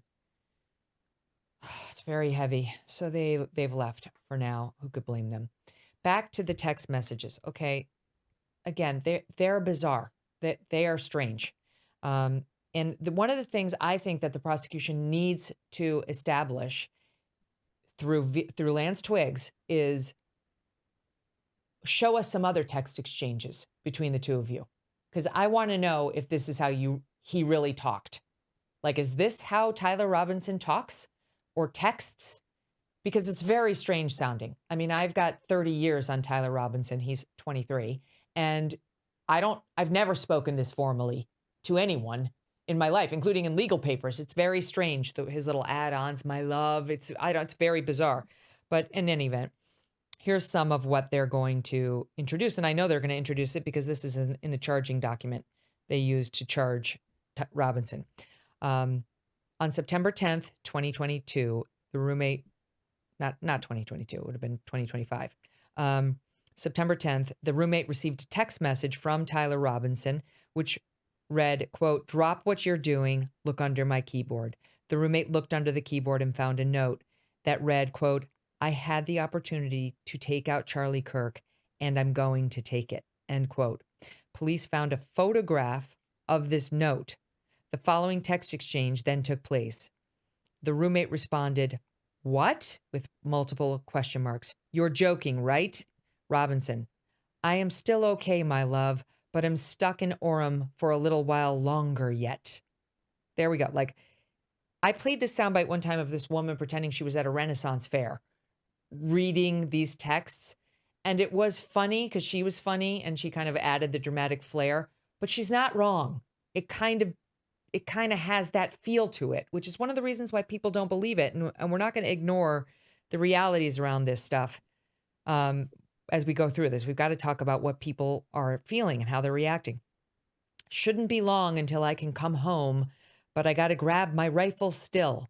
To be honest, I had hoped to keep this secret till I died of old age. I am sorry to involve you." Roommate, "You weren't the one who did it, right?" Robinson, "I am. I'm sorry."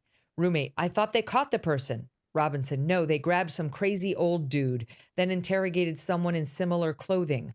I had planned to grab my rifle from my drop point shortly after, but most of that side of town got locked down. It's quiet, almost enough to get out, but there's one vehicle lingering." Roommate, "Why?" Robinson, "Why did I do it?" Roommate, "Yeah." Robinson, "I had enough of his hatred. Some hate can't be negotiated out." I just had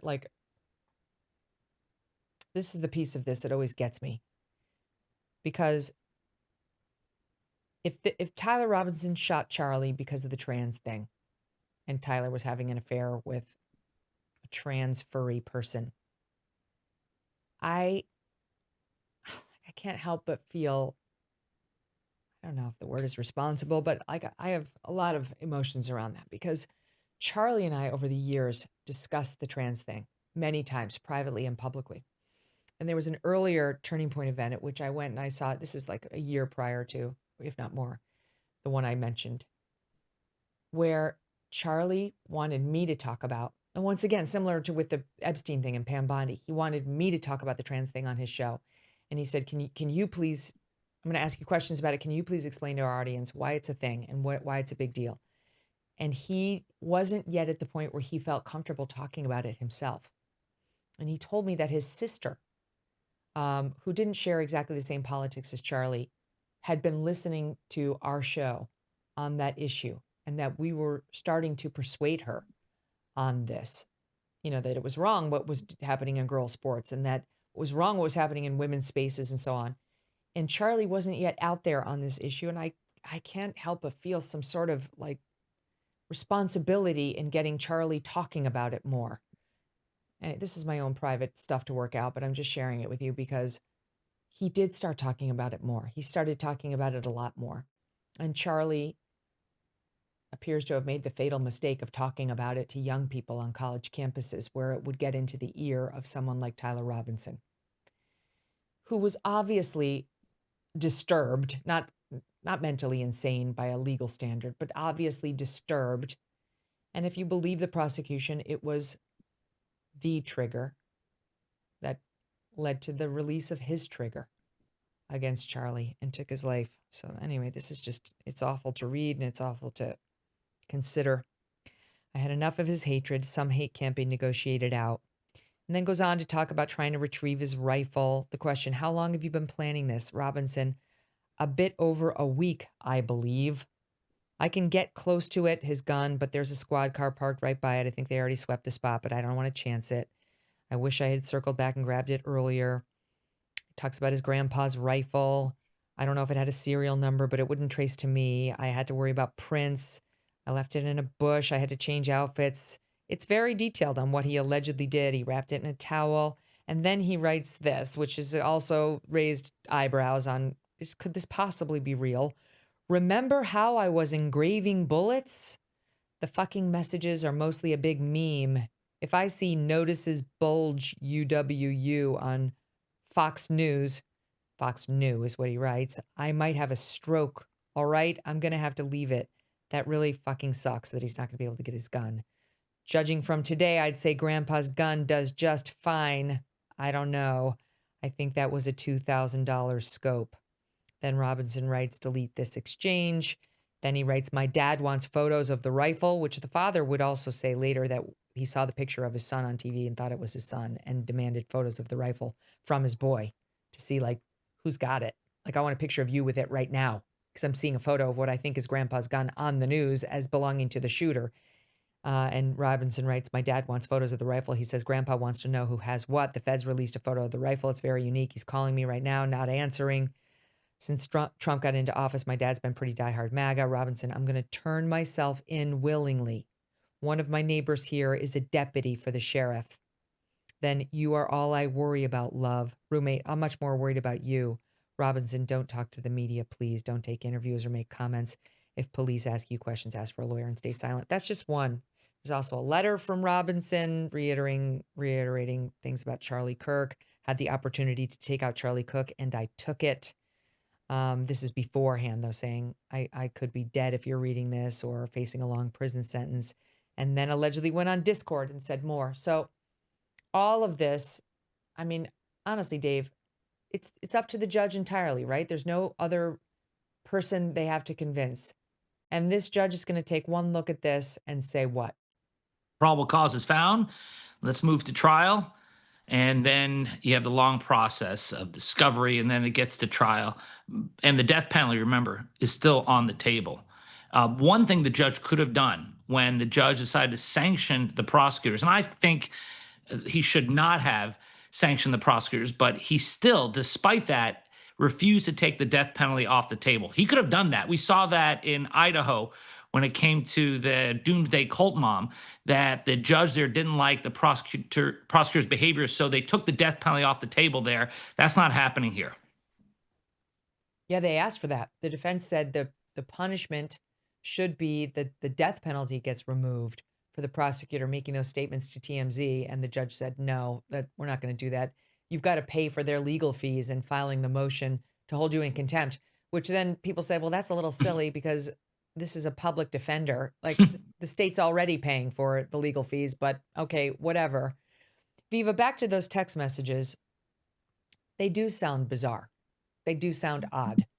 And what do you make of my own theory that if the prosecution is wise, they will introduce some sort of earlier text exchanges between these two to show that this was the way they spoke to one another? Well, look, I was a teenager once. When you're in love and you reread your love letters from 1996, they are all pretentious, bizarrely written stuff in the first place. Okay, pictures or it didn't happen, Viva. Let's read them. That box has long been burned. But no, when you say it's bizarre, it is bizarre. But you're talking about a boy who's LARPing as a girl and a furry animal. I don't know what normal would look like among these people. But the bottom line, I appreciate people think it's self-serving. It's like the orgy of evidence that they had in the movie Minority Report. Oh, you got him describing the gun, what he did, etc. It's going to come down to the metadata on those text messages and whether or not they are authentic. People online suggesting that the text messages were sent when Tyler Robinson was already in custody. That will get fleshed out at trial. And the metadata, the time sent, the time received, the devices from which they were sent and received is the evidence that you're going to see at trial, not at the preliminary hearing. And if it turns out that the metadata doesn't jibe with the timeline, then people will reassess then. But bottom line, these are a bunch of, everyone's the hero in their own story. These are young people, mentally ill, revolutionaries in their own mind. They're going to sound like pretentious revolutionaries in text messages. And I have no difficulty believing that that's how they'd be written among, this demographic. But it'll come down to metadata and actual evidence that these messages were sent and received by the people who allegedly sent and received them. That the metadata around those text messages, Ashley, honestly could be hugely important in this case. I'm thinking of Alex Murdaugh, Alec Murdaugh, and all the data that came from his car that just proved how he sped up between going to visit his mother to make sure he got there and back in time to kill his family, but make it look like he had done this longer visit than he had. And all of those tech advances doomed him, Right. And in today's day and age, there should be no doubt in this judge's mind at the end of this week, or ultimately in the jury's mind, about who sent those text messages. Like, it actually is knowable, at least the device from which those text messages came. I mean, I suppose you can't ever disprove there wasn't somebody lurking over the shoulder, sitting there of the taking sender. his phone and doing that. No, definitely. And I think we will get some testimony probably from Mr. Twiggs that this is a way that they talked. This was sort of a romance language or something like that they were engaging in. But I think these texts are really important because this is a death penalty case. And so everything we're talking about, I think, is relevant to the fact that this is a death penalty case. This is not a whodunit. I don't believe that this is a case where the defense even thinks that they've got a shot at walking him, at an acquittal. I mean, I don't think that's where we're at. I think all of the things that they're doing right now is because of the death penalty. They want Utah, the state wants the death penalty, and the defense doesn't want the death penalty. That's what this is about. And all of this overkill with this, preliminary hearing, all this extra evidence and stuff, I think it's really to try to sway the potential jury pool on a very powerful issue that we're facing in death penalty litigation, and that is residual doubt. It used to be that people didn't want to impose the death penalty for various reasons. Now what we're seeing is really they don't want to impose it because of what's called residual doubt, meaning that they found the person guilty beyond a reasonable doubt, but they had a little residual doubt, a little what if. What if that fingerprint didn't match? What if that wasn't him, sending those text messages? What if that bullet fragment that didn't match? What if that meant someone else actually did the shooting? That little what if, that residual doubt, that is what saves people's lives in these death penalty cases. And I think the prosecution is trying to get out in front of that and get rid of all those what ifs. And I think that's why they're sort of going overkill. And I think that's why the texts are so important, because it goes to motive. And they just want to just oversell it at this point so that they're not facing that issue with that residual doubt. Mm-hmm. I think they are definitely going for full acquittal, Dave. I actually think that they're banking much in the same way.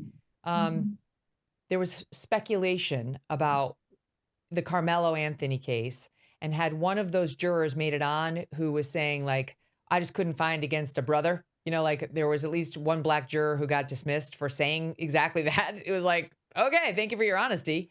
If you can get one juror onto this eventual jury who doesn't believe Tyler Robinson had anything to do with it, thinks it was Israel or it was some group of trans Tifa, without actual evidence, but there's been enough in the ether. This is Erica Kirk's fear, that you're going for jury nullification, basically.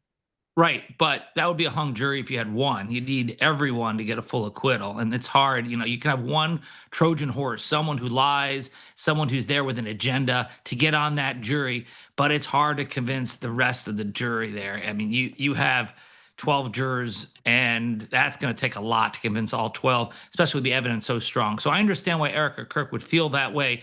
If it's the prosecution's greatest fear that you'd have jury nullification. You're not supposed to nullify a verdict. You're supposed to follow the evidence and the law, but there's nothing to stop a juror from deciding that, nope, I'm not going to send this poor young man who looks so sweet and wholesome, and his sweater and oversized glasses will probably fit him with, like they did with the Menendez brothers or the murder at Marjorie Stoneman Douglas, that perhaps that person will keep a guilty verdict from happening and then keep the death penalty from happening. That's possible, but I don't see any situation where there would be a full acquittal.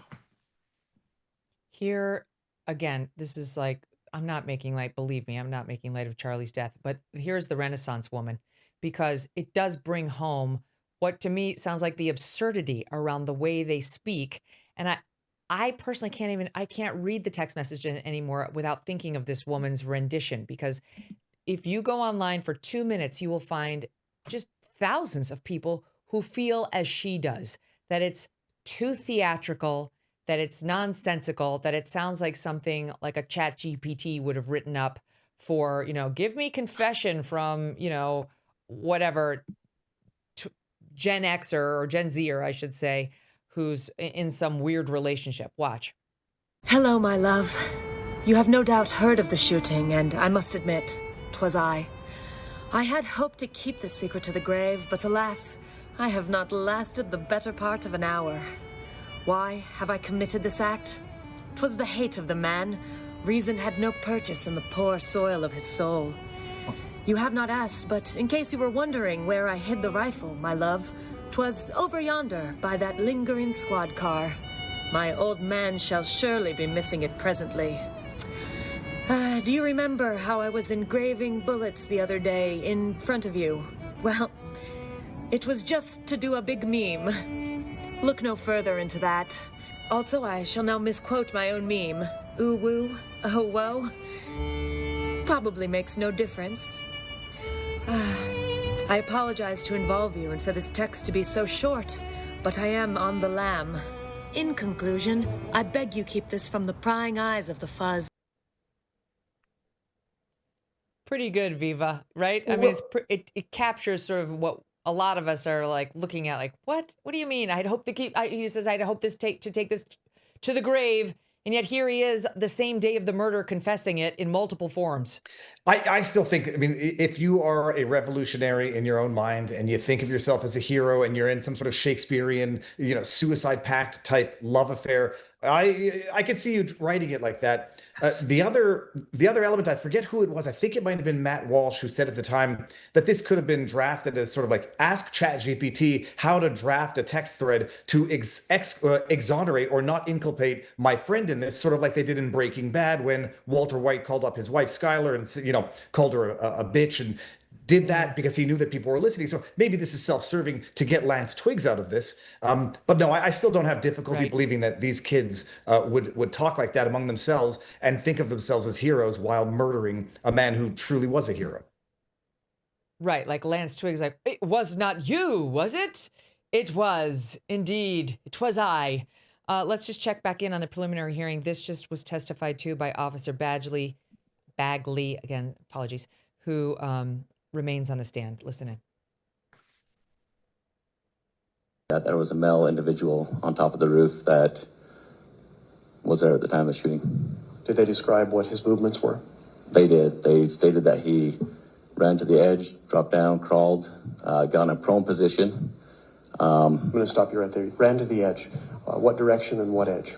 Running west and southwest of the Losi building. So ran towards the tent where Charlie Kirk was, so they could get a line of sight. And then the individual stood up after the shooting and ran northeast on the top of the Losi building. Okay. You mentioned that this individual on the video dropped off the edge. Did you get that? I haven't mentioned that. Oh, what happened? What else was described to you? Then, well, at that moment, so I knew that there was possibly a shooter on the run. Your Honor, can we just have a... So, Ashley, we can hear him setting up. They're going to say, and this was Tyler Robinson and so on and so forth. But what does the defense do with that? Do they try to pick it apart, or does the defense know we're going to trial, so we're not going to show any of our cards here, where it's like, no questions? Or do they realize this is a fight for public opinion too, and they do have to do something? I think the best move for the defense is to try to lock in some testimony that they think that they can use at trial. So this is sort of a pretrial chance to lock in this officer's testimony and also plant some seeds. If they are going for that residual doubt, plant some seeds, and kind of pick around the corners.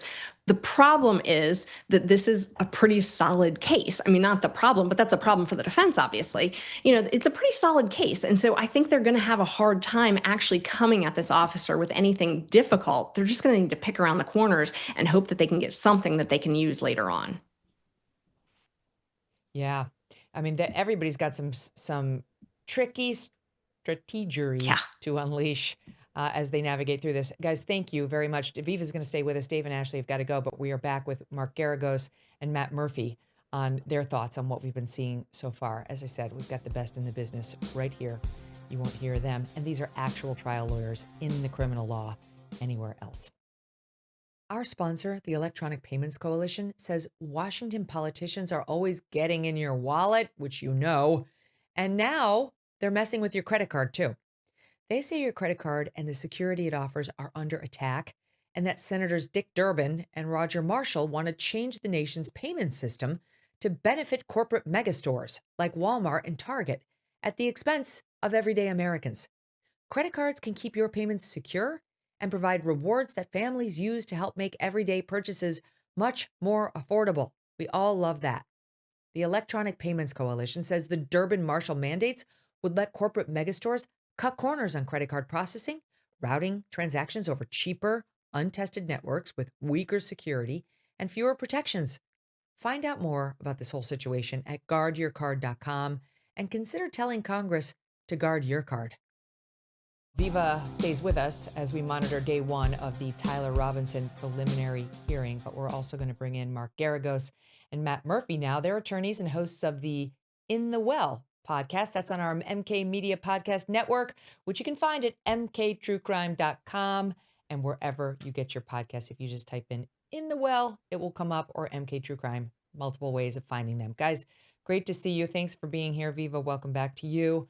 So they've just broken for lunch in the hearing, but just prior to doing that, they were finishing up with this officer on the stand, and he was being cross-examined by Catherine Nestor, who represented Corey Richins, the woman who killed her husband with fentanyl in his drink and then did a world tour, not really, but a media tour trying to promote her children's book, trying to teach children how to grieve well in the loss of a parent. Ridiculous in any event. She didn't get that wife off, Corey Richins, but now she's hoping that she can get Tyler Robinson off.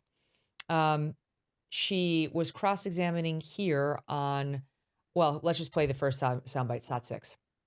The machines you walk through at TSA in the airport where it checks to see if you're carrying anything metal, what we all had to go through to get in the courtroom. Were there any machines like that set up or being used on campus that day? No.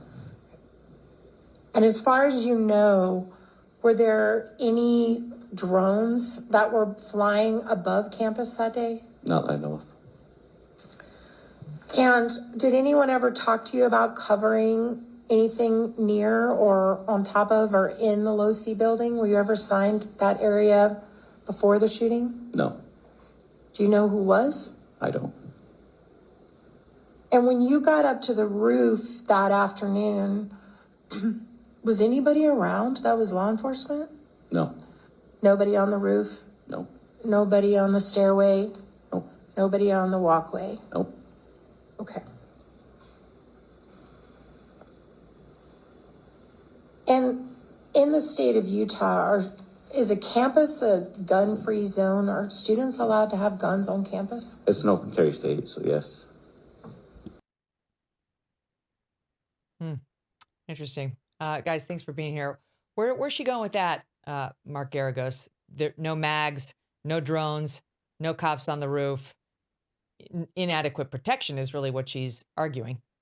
Correct. And by the way, for those who are conspiracy theorists, it fits exactly into what many of the conspiracy theories are. And if you're in a criminal case, all you need is one person and one person to start asking those questions. I don't understand why this wasn't here. I don't understand why that wasn't here, unless somebody used as kind of a cutout or a proxy. So that would be my guess as to where she's going. She's certainly, this is not a civil case, so to speak, where you would be talking about liability for failure to provide security. So the kind of logical, if you will, if I were a prosecutor, and I'll leave that for Matt, because God forbid that's the last thing I'd ever want to be, is the prosecutor generally would be jumping up and down, objecting to this, saying this is completely irrelevant. This is a fishing expedition.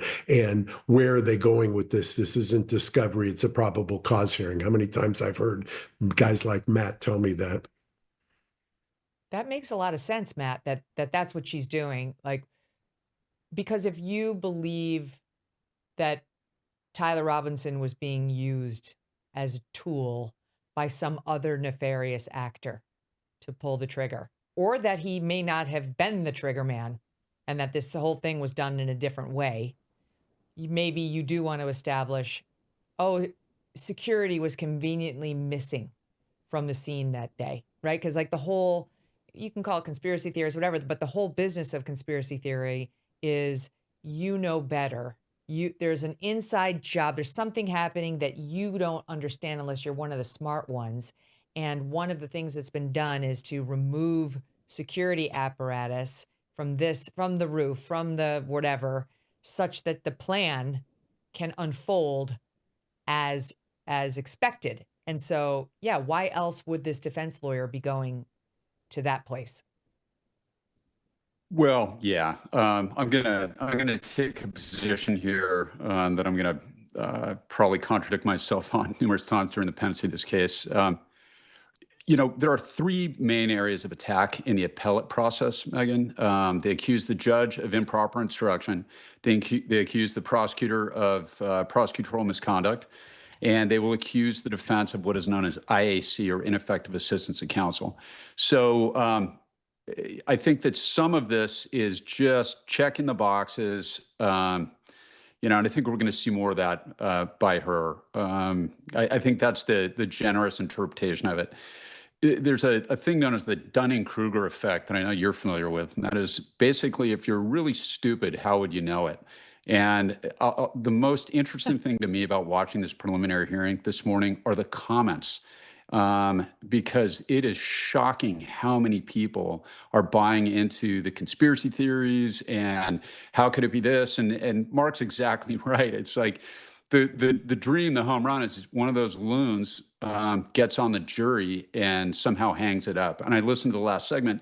Dave Ehrenberg, my friend, was exactly right on that.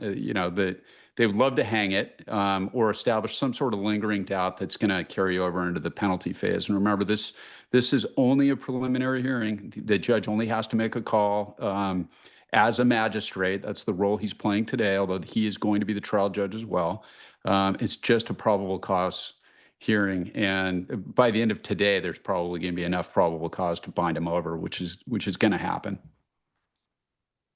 Here's something else that was asked moments ago, just to set it up, Viva. There was, and we made reference to it earlier, there was a man who was initially detained by police as the suspect in this case, who we were later told has nothing to do with this case. His name is George Zinn. And here's just a little bit about George Zinn that we now know. He has a lengthy criminal record in Utah dating back decades.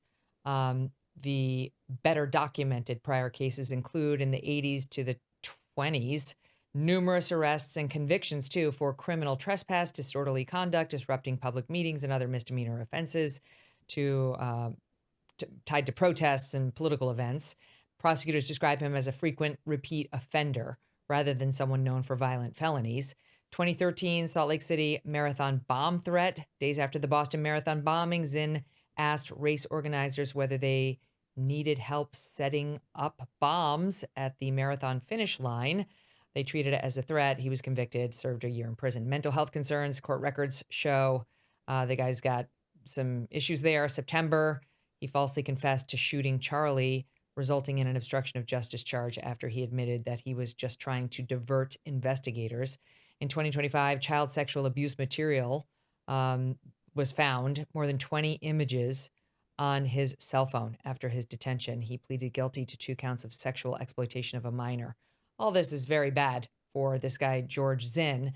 One does wonder what he was doing at the Charlie Kirk event in the first place, but you may recall this videotape of him moments after the shooting. Watch. That's right, you make sign.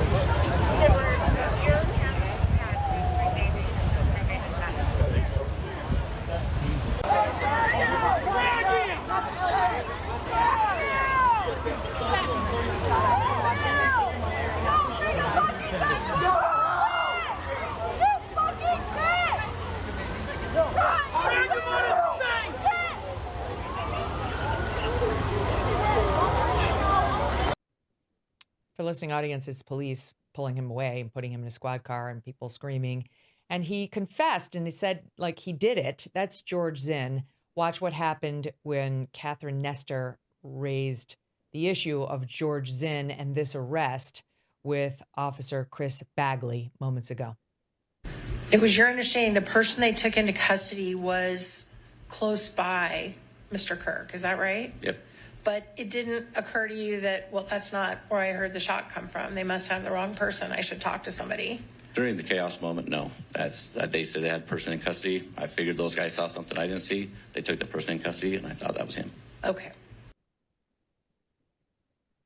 Okay, so that now we're getting more on point, Viva, of trying to make the cops look like idiots. You can't trust anything they said or did around this case. Do you agree? That's where she's going? Well, I think she's just going with more is more for the defense. Let them say something that they can then argue in the court of public opinion, that they can then use to have whoever is, promoting theories that Tyler Robinson is innocent. You can have that fight in the court of public opinion and potentially poison the jury pool. What I don't have no patience for that. What I don't understand is people who think of other theories like the exploding mic theory, and they actually claim to sincerely believe this despite any sort of evidence. I can appreciate people saying Tyler Robinson is a patsy and they'll attack the evidence. Just hold that thought for 1 second so I can tell people what you're talking about. There is a theory on the internet that Charlie wasn't shot by this 30-06 or any other gun, that the people who believe this was a planned assassination by some other nefarious group had put a mic on Charlie that exploded, and it made his shirt puff out and his necklace puff out. And then I guess residual shrapnel injured his neck, but that this was a planned assassination that in which the mic exploded and killed him as opposed to this gun. Go ahead. Correct. Yes. So I presume everybody was familiar with that. But, the people who want to say Tyler Robinson couldn't have done it because a 30-06 doesn't behave like that, whatever that means, and that they have to find some other conspiracy theory. What I think the defense is doing right now is just get them to say more that would allow, the people out there promoting these ideas to pick holes in it, find contradictions. Oh, you said there were no drones, but yet Charlie's team flew a drone early on in the event. So if they were forbidden, how did the team fly these drones? This is all not to, contradict the preliminary hearing. There will be probable cause, period, full stop. I think they're just getting as much as they can out there to muddy the waters between now and the trial. And I just want to, I want to flesh one thing out also. George Zinn. People need to understand just how wild a coincidence, if it's unrelated, that you have an old man with child sexual abuse material on his phone, causing a distraction so that the shooter can get away. And people want to entertain what I think are untenable conspiracy theories. How about just ask some legitimate questions? I put it out on Twitter a while back. Who was on these Discord chats? Did George Zinn know something was going to happen there? There were people who posted in advance that something big was going to happen at the event. We still don't have answers to those questions. Whether or not the defense is going to say he was a patsy who did it, but he was, brainwashed by people online, we'll see. There are legitimate questions that have not yet been answered. George Zinn being there, taking credit for it so that the shooter could get away, then getting caught with CSAM on his phone. I would love to know if George Zinn had anything to do with any of the Discord chats in advance. He's an old man in, with child sexual abuse material. He might be somehow anonymously involved in Discord chats involving the furry community. And these are the questions that have not yet been answered that don't exonerate Tyler Robinson, but might be indicative of a broader conspiracy implicating others who were told for the time being no one else was involved. It was just Tyler Robinson. That's very fair, because the Discord messages, I read some of the text messages between Tyler and Lance Twiggs alleged earlier. Here's some of the Discord messages. Again, it's like this gamer website where they both participated. This is from a Washington Post article from September 15th of 25. The 22-year-old suspect appears to have confessed to friends in an online chat shortly before turning himself into law enforcement.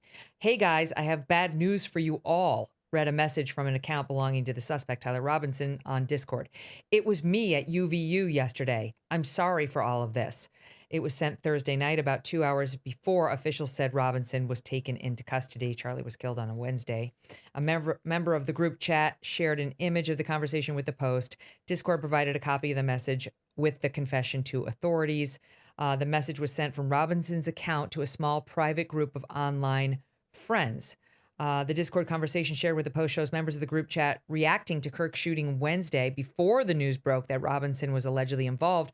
The group had about 30 people, and somebody wrote, "Charlie Kirk got shot. I just saw the video. Holy shit. Bro did not deserve to go out like that. Sad." The only response from Robinson's account came the next day, Thursday, with a message announcing, quote, "bad news" that I just read. It goes on to read, "I'm surrendering through a sheriff friend in a few moments." That was posted at 7:57 p.m. local time on Thursday in Utah. It continued, "Thanks for all the good times and laughs. You've all been so amazing. Thank you all for everything." Robinson was taken into custody 2 hours later at 10 p.m. that night, per the FBI Director Kash Patel. Let's see, one friend, they said no one responded to Robinson that night, but the next day, one friend wrote that the apparent confession seemed to be true. The friend asked group members to, quote, "pray for Tyler and his repentance." The New York Times reported on a conversation in a different Discord chat group earlier the same day. In that conversation, Robinson joked that a doppelganger was trying to get him in trouble after law enforcement released images of the shooting suspect who resembled Robinson. Utah Governor Spencer Cox confirmed the existence of that conversation, later saying that Robinson's friends did not believe it was actually him. CBS News added at least 3 friends asked Robinson if he was the shooter, saying the photos released by the FBI sure did look a lot like him. He did not seem to refute it. And then in one exchange, the sources said a friend appeared to tease Robinson, joking he should avoid McDonald's. That's where Luigi Mangione was arrested after he killed allegedly United Healthcare CEO, the United Healthcare CEO. And then the account appearing to belong to Robinson responded, "Better also get rid of this manifesto and exact copy rifle I have lying around." So all of that is going to come in, the Discord messages. And, you know, Mark, you tell me as a defense lawyer, when you got that in writing on Discord, in addition to the text messages, weird though they may sound, to the lover, Lance Twiggs, and the alleged letter that he left for Lance Twiggs, which I believe we'll hear Lance Twiggs testify about in his video statement, how you deal with that? Well, you know, I say it somewhat jokingly, but on the square, that probable cause hearings are basically, is my client breathing?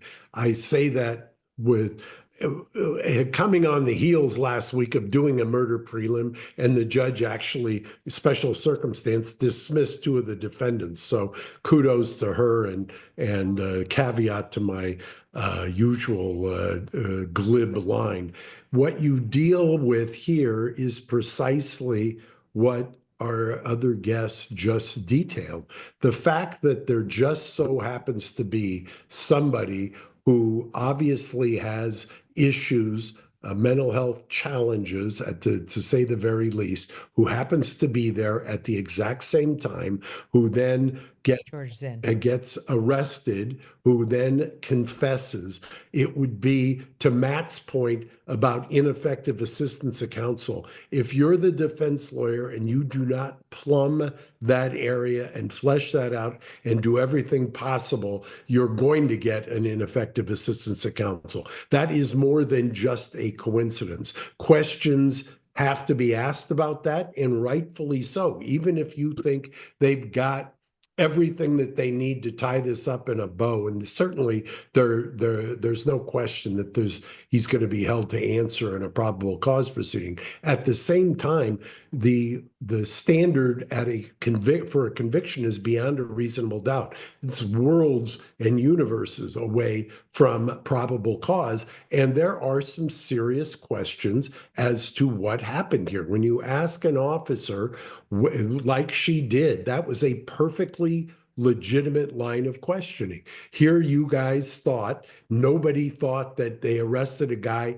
in an area where the sound didn't come from. By the way, when you arrest somebody, guess what your standard is? Your standard is something akin to probable cause. So that is a perfectly viable and legitimate area of inquiry for her to be investigating. Frankly, I'm a little surprised that the officer didn't have more of a fulsome response to that, because anybody who is sentient would have known that was coming. So, Matt, in other words, what we're seeing the defense set up here, perhaps, though not explicitly, is Charlie was a sitting duck. There was not a drone in the sky to look after him. There was not a cop on the roof to make sure that the roof was secure. And everybody knows that that's a thing, because when Charlie was killed, it was 14 months post Butler and the Trump assassination attempt, that that there were no magnetometers, that he was exposed, entirely exposed. And then when shots rang out, you found it entirely plausible as law enforcement that they came from the front of the arena, not the back, not a rooftop. You believed this guy, George Zinn, and his confession, and had no problem arresting him for the crime. And it is sort of quietly setting up, the possibility of somebody else was behind this whole thing, because we're going to get to, they have 3 forensic experts, the defense does, that they plan on calling. And I'm sure one of them is going to be talking about how that bullet was not able to be conclusively matched to the gun of Tyler Robinson, that 30-06. I know. We talked in the last hour about how that doesn't mean it wasn't, but it would be certainly better for the prosecution if they had a match, and they don't. Yeah, 2 things on that, Megyn. Number one, I really like Viva's comments about the idea of other people being involved. We see that all the time. You can have 20 other people involved in this case, and it might even be true. But the question is, does that ameliorate or does that somehow mitigate Tyler Robinson's involvement? The answer to that is almost certainly no, at least in the guilt phase. Maybe that comes out in the penalty phase. But going back to the bullet, this is one of those things that's been driving me crazy, Megyn, this whole time. The defense filed a brief where they basically suggested to the world that the bullet didn't match. Okay, and I've got the quote written down, but they write that that's something the defense can do, whatever. And the prosecution came out and they got in trouble because they not only said it was inconclusive, but they went on TMZ with Mark's buddy, Harvey Levin, who got him in trouble. And he said, we are very confident in the rest of our evidence. And the judge said that violated the bounds of the court order. And he kind of slapped him on the wrist. And he said, but we're not going to dump the death penalty on that. The best way, I think, to think about this bullet, this was a large bullet that fragmented upon entry. Okay, and I don't know if this was a frangible round. They haven't made that public yet, but there are certain bullets that are designed to disintegrate. Some are used for hunting. They call them varmint rounds. I've never heard of a 30-06 varmint round, but they must exist, and that's never been made public. The best way to think of it, Megyn, is like if you have a murder scene and you have the killer who picked up like a wine glass, for example, and you know that there's a fingerprint on the wine glass, and then the wine glass shatters into a million pieces, you're going to get an inconclusive result for that too. And a bullet is similar. The way they do the ballistic comparisons, that's kind of how that works. You can't get a fingerprint off shattered glass. What nobody's really been talking about is that there are more than one way. There's more than one way to ballistically match a firearm, and one of them is with expended shell casings. And he cycled the casing. The casing found at the scene matched the rifle. Okay, so it's not just the bullet, and that rifle has his DNA on the trigger. So there's plenty of forensic evidence.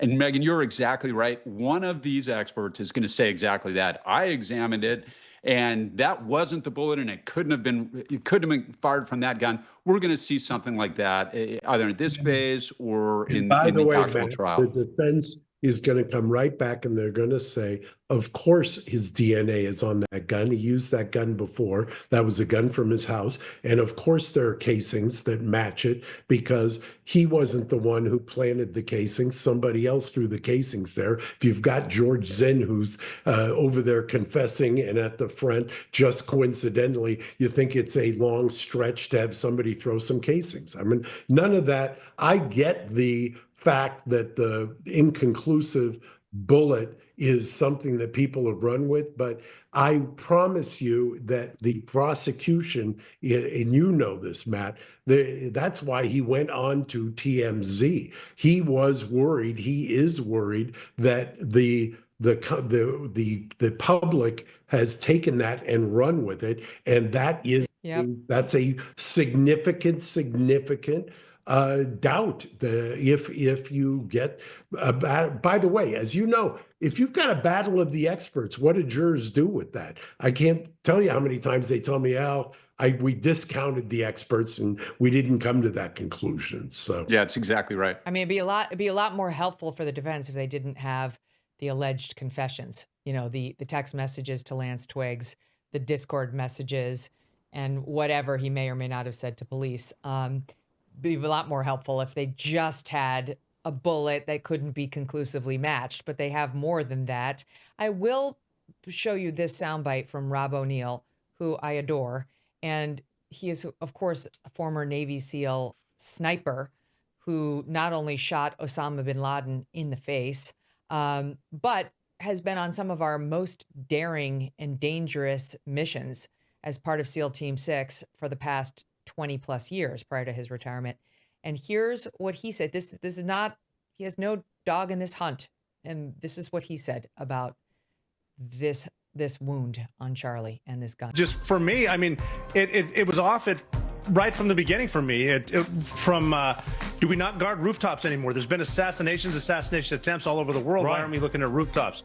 And then when I was sent the video with at the same message where they said Charlie Kirk was just shot. When I watched that horrific video, he was obviously dead before he hit the ground. But the questions immediately started to come to me. That was not an entry wound that we saw. We saw an exit wound. So where'd that bullet come from? You don't bleed like, and I've shot guys closer than the camera was. And an entry wound doesn't look like that. An exit wound does. I could play you 20 videos like that from gun experts. Yeah, I love that guy too, Megyn. I can tell you right now he's wrong. I watched that video. That's an arterial bleed from an entry wound. They recovered the entire bullet on the inside. It's heavily fragmented and damaged. So love him. I think he's an American hero. He's dead wrong on that one, and he's never tried or presented this type of evidence in front of a jury or slogged through expert testimony. I'm glad to hear you disagree. That's what we're here for. But what about, Matt? You've heard, many people believe that a 30-06 and that gun and that level bullet would never have not had an exit wound. That the fact that there was this alleged surgeon who said, "Oh, Charlie's got like a Superman-like spine. He was so strong that his bones stopped it. That's why there wasn't an exit wound." And many people just said immediately, "That's utter bullshit. That we don't believe that." Mark Garagos, my friend, has seen probably more autopsies than I have after 17 years in homicide. Bullets do weird things, and this thing fragmented. They recovered the whole thing. And when you hit bones, bullets break apart. And I don't care if it's a 30-06. And that's the thing. They never released what kind of ammunition it was, but this was an antique rifle. If this was antique ammo to boot, who knows? But there is no mystery here other than speculation and kind of nonsense. I mean, you see this all the time in homicide cases, Megyn, where sometimes the bullets go right through and it looks like they're pristine. Sometimes they will hit a bone and shatter and stay inside. Sometimes little rounds spin around, bank all over the place inside a human body. Part of our used to go watch the autopsies on our homicides, and it is. You'd be amazed the things that different bullets will do. And there we go. That's a Mauser. I believe it's a Mauser 98. That is a rifle that was designed well over 100 years ago. It's still that, and that's a really old one, but they still make those because it's a simple design and it works. But ammunition, depending on the ammunition, they design certain rounds to break apart, to shoot coyotes. It's literally called varmint ammunition. And there's no, it's not like they got in there and couldn't account for the weight or the grains. Apparently, it's all inside his body. It hit his spine. Viva's right; he was dead instantly, or very close to it. Thank God. But yeah, this is the kind of stuff that the conspiracy theories, and these are a bunch of people who haven't witnessed autopsies, haven't seen bullets pulled out of human bodies before, and the only person who might have seen more of them than me is probably my friend Mark Garagos right there at the bottom. And do you agree with him, Mark? Yeah, the Matt's as usual is spot on.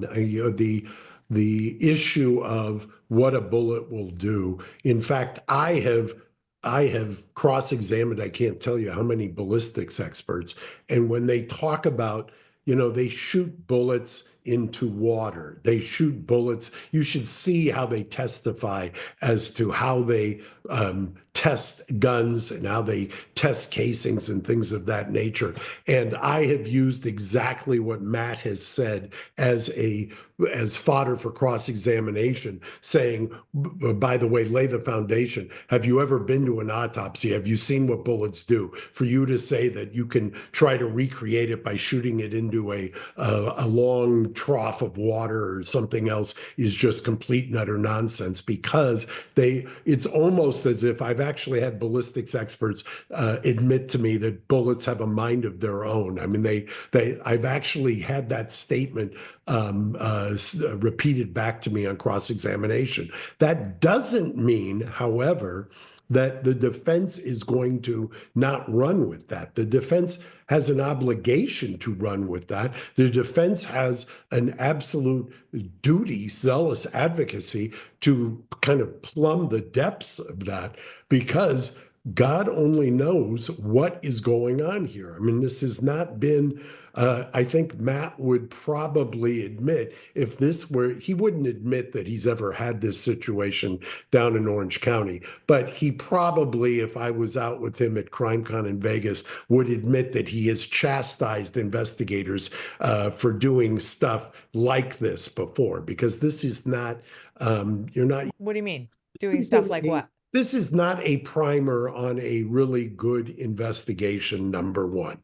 And I don't want to be the armchair quarterback second guessing, but this once again has all the earmarks of some people in over their head, at least initially. There's a lot of things that were done here that I think are going to come out during this preliminary hearing, and the defense is going to bring out as to what investigators did or didn't do. Megyn, I want to hear more on that, but Viva, I want you to weigh in. Well, when I hear people say this, a 30-06 would always leave an exit wound. It's impossible, inconceivable that it wouldn't. And then I say Martin Luther King Jr. And then people are like, well, I don't believe that report either, because you're believing Fedslop if you believe that bullet actually killed Martin Luther King. So you're having an argument with people who basically push unfalsifiable theories where, if you say it always leaves an exit wound, there's probably a few soldiers from World War II that can testify that a 30-06 doesn't always leave an exit wound. Then you say Martin Luther King got shot in the face. And if they believe it, they say, oh, well, that hit his jawbone. Okay, so a jawbone can stop it, but not a spine or spine. Well, not the spinal cord, but not the spine bones. And then you say, well, I don't believe that Martin Luther King got shot in the face with the 30-06 either. So therefore, I stand by it could never have been a 30-06. Anybody saying that, and I'm not a gun expert, I'm not an ammunitions expert by any means. I was a lawyer for 13 years. My question has always been, do you know the condition of the ammo? If you don't know the condition of the ammo, you are not in a position to definitively say how the ideal ammo would perform and what it would do to a human body. And I think, I don't know if we all know Chris Martinson. He's done great work on COVID. He's looking into this quite a bit. I had him on the channel and I say, hypothetically, if that projectile is tumbling when it hits the body, who knows what it does? At a lower angle, it dives down. And, Chris, in all honesty, said, yeah, I guess if it's a fouled bore, if the rifle hasn't been maintained, if it's old ammunition, it's conceivable that the round is tumbling by the time it hits Charlie in the neck and hits the spine and goes down. It's conceivable. We're talking about, what are the odds? Until there's evidence to support anything other than this, it takes a great deal of audacity to write this off and say, this is not how a bullet behaves, when it's behaved like this in the past. Martin Luther King, if you don't believe that, fine. But you don't know the condition of the ammo. You're not in any position to say definitively what the bullet would or would not have done to a human body. Mm-hmm. That's right. I mean, personally, I can't get past the fact that if I'm the defense, I can poke a lot of holes into this wasn't the gun, that this was the gun. I can poke holes into that. Maybe I can convince a jury this was not the gun, or they can't prove it beyond a reasonable doubt that this was the gun and this was Tyler Robinson's ammo. But then I get to the written confession in the text messages to the transferee lover. Okay, those sound weird. Maybe you find a jury that's like, it doesn't sound like normal Gen Zers. Like, I don't buy that. But you're going to have the metadata. You're going to have an expert. The prosecution is going to know that there are doubts about those text messages, and they are going to shore up any doubts about them coming from anything other than Tyler Robinson's phone and Lance Twig's phone, and try to convince us that absolutely it was those two. And then on top of that, there's a note that Tyler allegedly left for Lance underneath the keyboard. That also, it was in advance of the shooting, saying, if you're reading this, I'm either dead or I'm facing a long prison sentence. I'm sorry, but I had to do it. And then on top of that, the night that Tyler Robinson was arrested, Matt, you have him speaking to his parents, allegedly saying, I'm going to end it all. Like, allegedly confessing to the parents and saying, I'm going to end it all. And then the parents, here's how it was reported. Okay. At the time. This is from the criminal information, basically the charging document against him. They say, on the evening of September 11th, this is Thursday, the day after the murder, as law enforcement continued their investigation, Robinson went to the Washington County Sheriff's Office with his parents and a family friend who's going to become relevant to turn himself in. His mother stated the following to cops. On September 11th, the day after the shooting, she saw a photo of the shooter in the news. She thought it looked like her son. She called her son, asked him where he was. He said homesick, and that he'd also been homesick the day before, the day of the shooting. The mom expressed concern to her husband that the suspected shooter looked like Robinson. The father agreed. First of all, that's all admissible. All of that is admissible and will likely come in. His mother explained that over the last year or so, Robinson had become much more political and started to lean more to the left, becoming more pro-gay, more trans rights oriented. She said that Robinson began to date his roommate, a biological male who was transitioning genders. This resulted in several discussions with family members, especially between Robinson and his father, who have very different political views. In one convo before the shooting, Robinson mentioned Charlie Kirk would be holding an event at UVU, which Robinson said was a stupid venue. Robinson accused Kirk of spreading hate. That's the exact term allegedly used by Robinson to the transferee lover. Some hate can't be negotiated out. Robinson's father reported that when his wife showed him the surveillance image of the suspected shooter in the news, he agreed it looked like their son. So that in and of itself is evidence. Both parents, Matt, are looking at the as of now unidentified picture of the shooter, just the shooter. That's all we know. And both are like, holy shit, that's our boy. So that's all admissible. And then we get to, he also believed, the dad, that the rifle the police suspected the shooter used matched a rifle that was given to his son as a gift. As a result, the father contacted his son and asked him to send a photo of the rifle. This is him saying, do you have it on you right now? Because I'm seeing the cops have one that looks an awful lot like the one I gave you from Grandpa. Robinson did not respond. However, Robinson's father spoke on the phone with Robinson. Robinson implied that he planned to take his own life. His parents were able to convince him to meet at their home. As they discussed the situation, Robinson implied he was the shooter and stated that he could not go to jail. He just wanted to end it. When asked why he did it, Robinson explained there's too much evil, and that guy, Charlie Kirk, spreads too much hate. They talked about Robinson turning himself in and convinced Robinson to speak with a family friend who was a retired deputy sheriff. At Robinson's father's request, the family friend met with Robinson and his parents and convinced Robinson to turn himself in. The family friend spoke to police, reported telling Robinson that it would be best if he brought all evidence with him to the sheriff's office to avoid police having to search his parents' home. That family friend also asked Robinson if he had any clothes that were related to what he did. Robinson replied that he had disposed of the clothes in different areas. So they don't use the word confession in here, Matt, but my God, that's a lot of circumstantial evidence. I don't know how you describe that, but that's a lot of very, very good evidence for the prosecution that the family knew it was him. He didn't deny it. He talked about wanting to kill himself. He didn't say, what evidence would I have when turning myself in? I didn't do it, friend of family, former deputy sheriff. In fact, instead, he said, I got rid of it. This guy and the two parents can absolutely be called. They're not on the witness list for preliminary hearing, but they're coming to trial to show this jury he confessed or didn't deny and came right up close to a confession to virtually everyone. Well, every murder case is like a collage, Megan. Every murder trial, it's a bunch, it's as many different pieces as you can put together as a prosecutor, and then having the jury take a step back and consider every piece of evidence in light of everything else. And you're absolutely right. I know Mark is listening to that. Oftentimes, the best evidence that you have as a homicide prosecutor is statements from the defendant to friends, to family. Now we have the whole world of text messages. And when you add it all up on this, you're absolutely right, Megan. This is overwhelming. I think, and I'm interested in Mark's thoughts on this, and Viva's too. This case really, in my view, is all about the penalty phase. It's important to remember that in Utah, it's just like California, every trial like this is bifurcated. You have the guilt phase, where all this evidence is going to be presented, and then you have the penalty phase, where the jury is going to be tasked with considering the aggravating versus mitigating factors.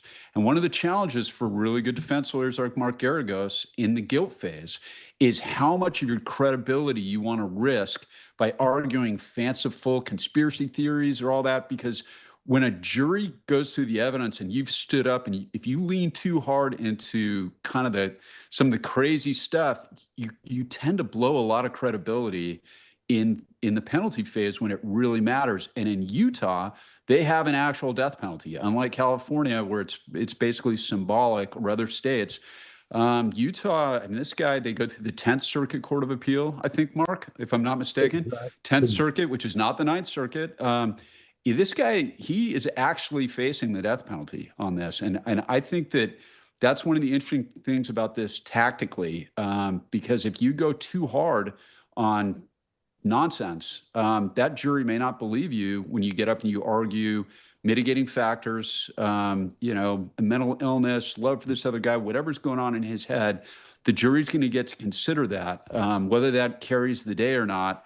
That's really the way I see this whole case. Are they going to vote death or not? I think that's the ultimate question. Mark, how would you see it if you're looking at the Discord messages, the text messages, again, the alleged letter left under the keyboard in advance, the alleged conversations with Tyler Robinson and his parents, the alleged conversations between Tyler Robinson and this family friend who's a retired former sheriff. How hard do you go on this is not the guy? This is why, as much as I love him, I hated going up against Matt because he understood the kinds of tactical decisions. One of the, let me give you just a little bit. One of the things that adages is it's a rare case for the defense that gets better after the prosecution rests, which means you don't want to ever call your client. The first cousin of that is the worst thing that you can, and one of the reasons you don't want to call your client is because the jury's focus goes immediately to what did the client say. It doesn't matter what Matt put on, it's what does the client say. That is what they're laser focused on. If you don't put the client on, then you've got to deal with the text messages, all of the items that lead up to and that are basically portrayed by the prosecution as the client's statements. If you can deal with that, if there's a way to thread that needle and say, well, he was implication or he thought he had a doppelganger, whatever that might be, the most devastating piece of evidence that you're going to have to deal with in this case is what you and Matt both referred to, which is the close family relatives. Now, I will say with a caveat that in Luigi's case, for instance, the parents have come out and publicly said what law enforcement is saying we said, the parents, we being Luigi's parents, is false. We never said that. I haven't seen that here in this case. But if you've got the parents testifying against their son, that is about as heavy a lift as a defense lawyer as you're ever going to have. And to Matt's point, you do not, absolutely do not want to squander whatever goodwill, whatever credibility or authenticity you have with the jury, trying to run away from that, and then have to stand up in the penalty phase and say, oh, by the way, just kidding, in that guilt phase, he did have remorse. He wanted to kill himself, blah, blah, blah. You got to believe that. I was just joking before. That never plays out. That never ends well. Oh, that's so tricky. Go ahead, Viva. No, I was just going to say, like, people don't see the people who are saying Tyler Robinson's innocent or there's a lack of evidence don't seem to be appreciating what's out there. And it's not just the parents, the text messages, the video of him running across the roof and jumping off. The day of, I remember watching live streams where immediately after the shot occurred, the person with the camera panned over to the area where they thought the shot came from. Not to say he's dead to rights. He'll have a trial. If it comes out at trial that the text messages were falsified or altered, that the Discord chat was manufactured, then you can say, well, now I question everything and anything in this case by way of the other evidence. His parents have not come out and said, he's innocent. Why are you prosecuting my boy?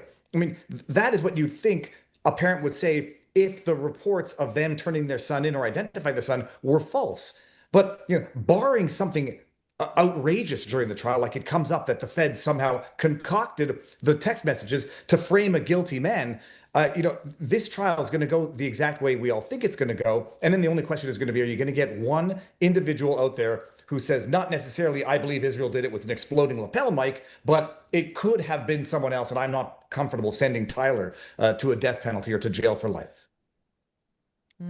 So well said. That was very, very good framing there. We haven't addressed all of the messages online from what I'm calling Transtifa. Like there were messages from people online saying something terrible is going to happen to Charlie Kirk on September 10th. Wait until you see. And then after he was killed, the equivalent of told you. Multiple. We've never heard a follow-up from the FBI on that, Matt. They've never. I asked Kash Patel about that myself, and he said it was under investigation. And then we never heard anything. And that I just feel like that has got to be answered in some way, shape, or form. Like, that was widespread. Most people will remember that as I say it. So how do you handle that as a prosecutor? Well, number one, it's disturbing. And some of that stuff that came out right at the very beginning, and it is odd. And in the way of a caveat, good for Lance Twiggs for cooperating. He doesn't appear to have been a part of any of that. So good for Lance Twiggs. Okay.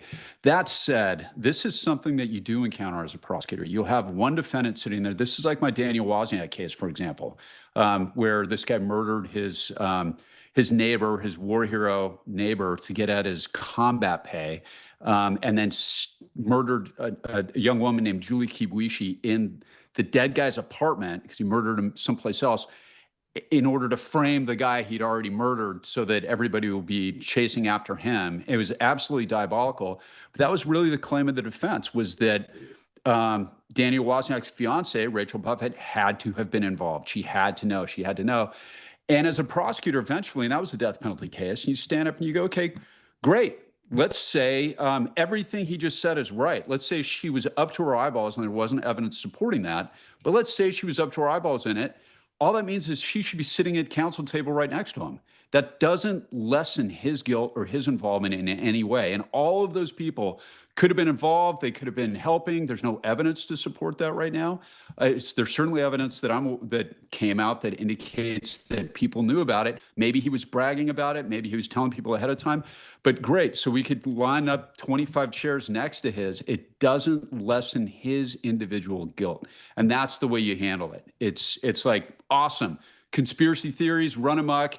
Super. Let's take all of that. Let's say every bit of it is true. How does that lessen his moral culpability or his legal culpability for what the evidence shows he did?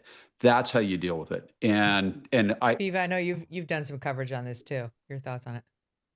Oh, sorry, I was just looking up online because it's to the point where like I'm questioning my own sanity and my own memory. I remember at the time there were posts that said something big is going to happen at Utah. pay attention. And you go to Grok now and you ask that question, and it gives you a wishy-washy answer. And I put that question out there publicly to the FBI as well. Not that they listen to me or follow me, but like, if it didn't happen, then the public memory should be corrected. But it happened. And the question is, It happened. It happened. And now, and the question is this: what's going on with that? People say, well, they can't comment on an ongoing investigation, to which I say, hogwash. You don't wait for every individual involved in a scheme to be convicted before you investigate others' involvement in that scheme. I was just going to say, what a cop-out to say, it's an ongoing investigation, because if you don't think that the defense has already hired a Wayback Machine, what we call the Wayback Machine, has preserved a way, but through subpoenas, to get the pre-existing talk about something big is going to happen. It would be malpractice per se, ineffective assistance for the defense not to show that. And by the way, if you can show that, and if you can show also, to your point, that the fact that there's been some kind of concerted effort somewhere to erase those things, boy, doesn't that play right into the idea that if you can't trust what you saw with your own eyes, how are you now going to trust what the prosecution is presenting to you and telling you to just believe kind of unfailingly in terms of text messages or anything else? It's a version of garbage in, garbage out. To that point, I just want to say that the cross-examination, the bit of it we saw of her with Officer Bagley, talking about how there were no mags, there was no drone to patrol the sky, and there was no one on the roof. I mean, I do think she's also laying the foundation for when Charlie's security team takes the stand, if not at the preliminary hearing, at the trial, to say these guys were utter failures and you can't believe one word they say. This is not Megyn Kelly's opinion. This is, that she's going to get up there and say, like, they have a reason to mislead because they blame themselves, and they should. That's what she's going to say. I do want to refresh the audience with the following. This is just a piece of what we know about the online communications around Charlie's death. An online friend of Lance Twiggs, the furry boyfriend, who goes by Cherbum75, wrote after Charlie was killed, "Charlie Kirk deserved that shit. Let it die, let it die." And then, "We fucking did it." All right, so that is a friend of Lance Twiggs, the trans furry lover of Charlie Kirk, of Tyler Robinson, saying, "We fucking did it. We fucking did it."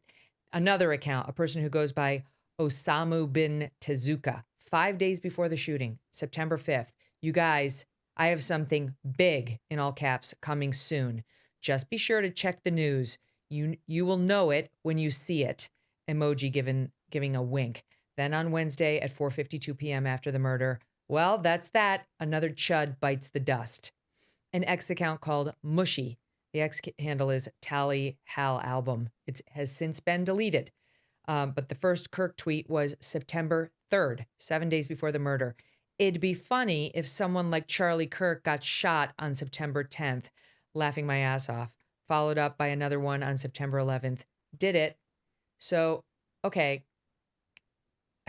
You can dismiss this, but it's very strange that there's so many predicting doom and gloom, then claiming credit for it, and at least one of them is directly connected to the lover of the accused shooter. And, back to the theory of the text messages are not some nefarious third party or the FBI making up fake text exchange confessions. It's actually two co-conspirators to take the credit away from Lance Twiggs, Matt, and reevaluate the thinking as maybe Lance Twiggs was a co-conspirator and is just saving his own ass in talking with and dealing with police now because he was in on it. Some of the people in this Discord group were in on it, knew it was going to happen, celebrated it. It's possible they knew George Zinn, the 72 or 3-year-old guy who said he did it and distracted the cops. Like, we don't know how wide this goes, but it does disturb me. I'm not really into, I as the audience knows, I got my criticisms of Israel, and I know that Charlie was under a lot of pressure from his Jewish donors at Turning Point, because he told me that, and it's written down in his own text messages. But I am much more focused on this Trans-Tifa group when it comes to this crime, because I do believe that Tyler Robinson pulled the trigger. And my only real question is, who else, if anyone, knew about it and said nothing? Who wants to take that? Well, Lance Twiggs, he would be a horrible criminal if he was or a horrible co-conspirator on this. Because remember, the note underneath the keyboard came from him. He didn't follow Tyler Robinson's instructions to delete the text messages, and he could have done all that and didn't. So that's where I'm coming from on that. And like Mark, and I'm sure Viva too, we've seen so many cases where somebody who is involved in something like this will destroy evidence. And even if they're not involved ahead of time, as accessories after the fact, especially for people that they're in love with or that they have some sort of a romantic bond, you see that all the time, case after case after case. The girlfriend who's trying to cover for the guy, or the parent burying the body. I mean, you see that so many times that, I mean, it seems like Lance Twiggs had the opportunity to do it. That would be my response. That's somebody that even given my background, that I could defend in a case like this. The furry world, Megyn, and I know Mark has seen this. I don't know if Viva's ever dealt with it before.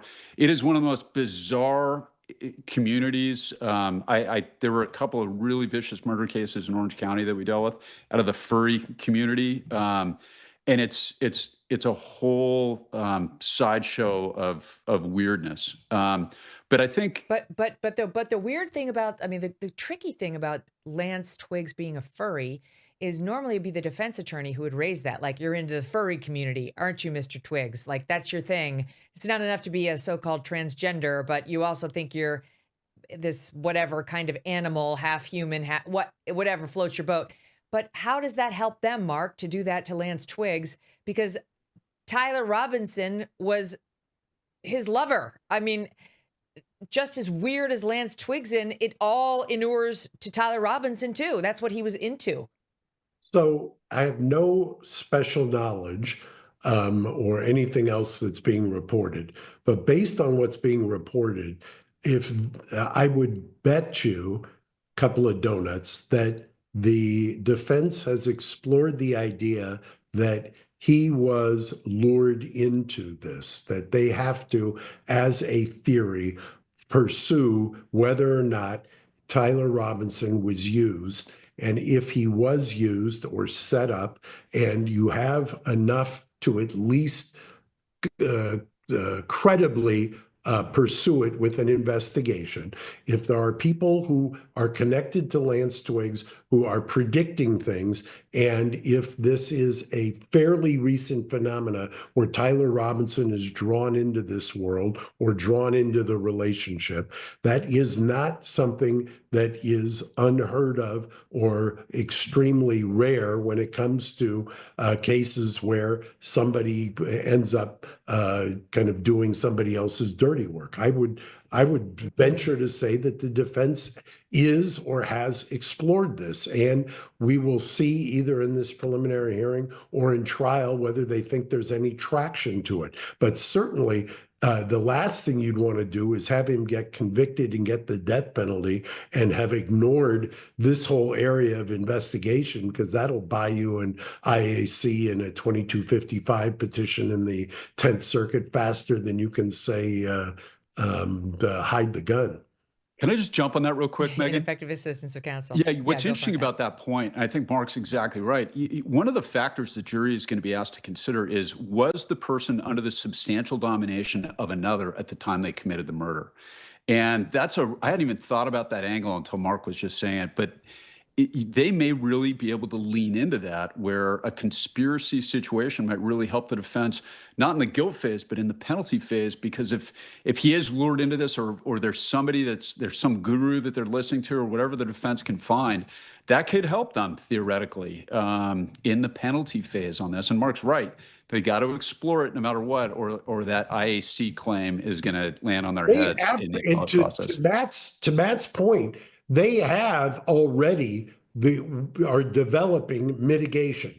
one of the things you have to do as a capital defense lawyer is you have to both walk and chew gum at the same time. You're defending the guilt phase, but you're also robustly developing mitigation.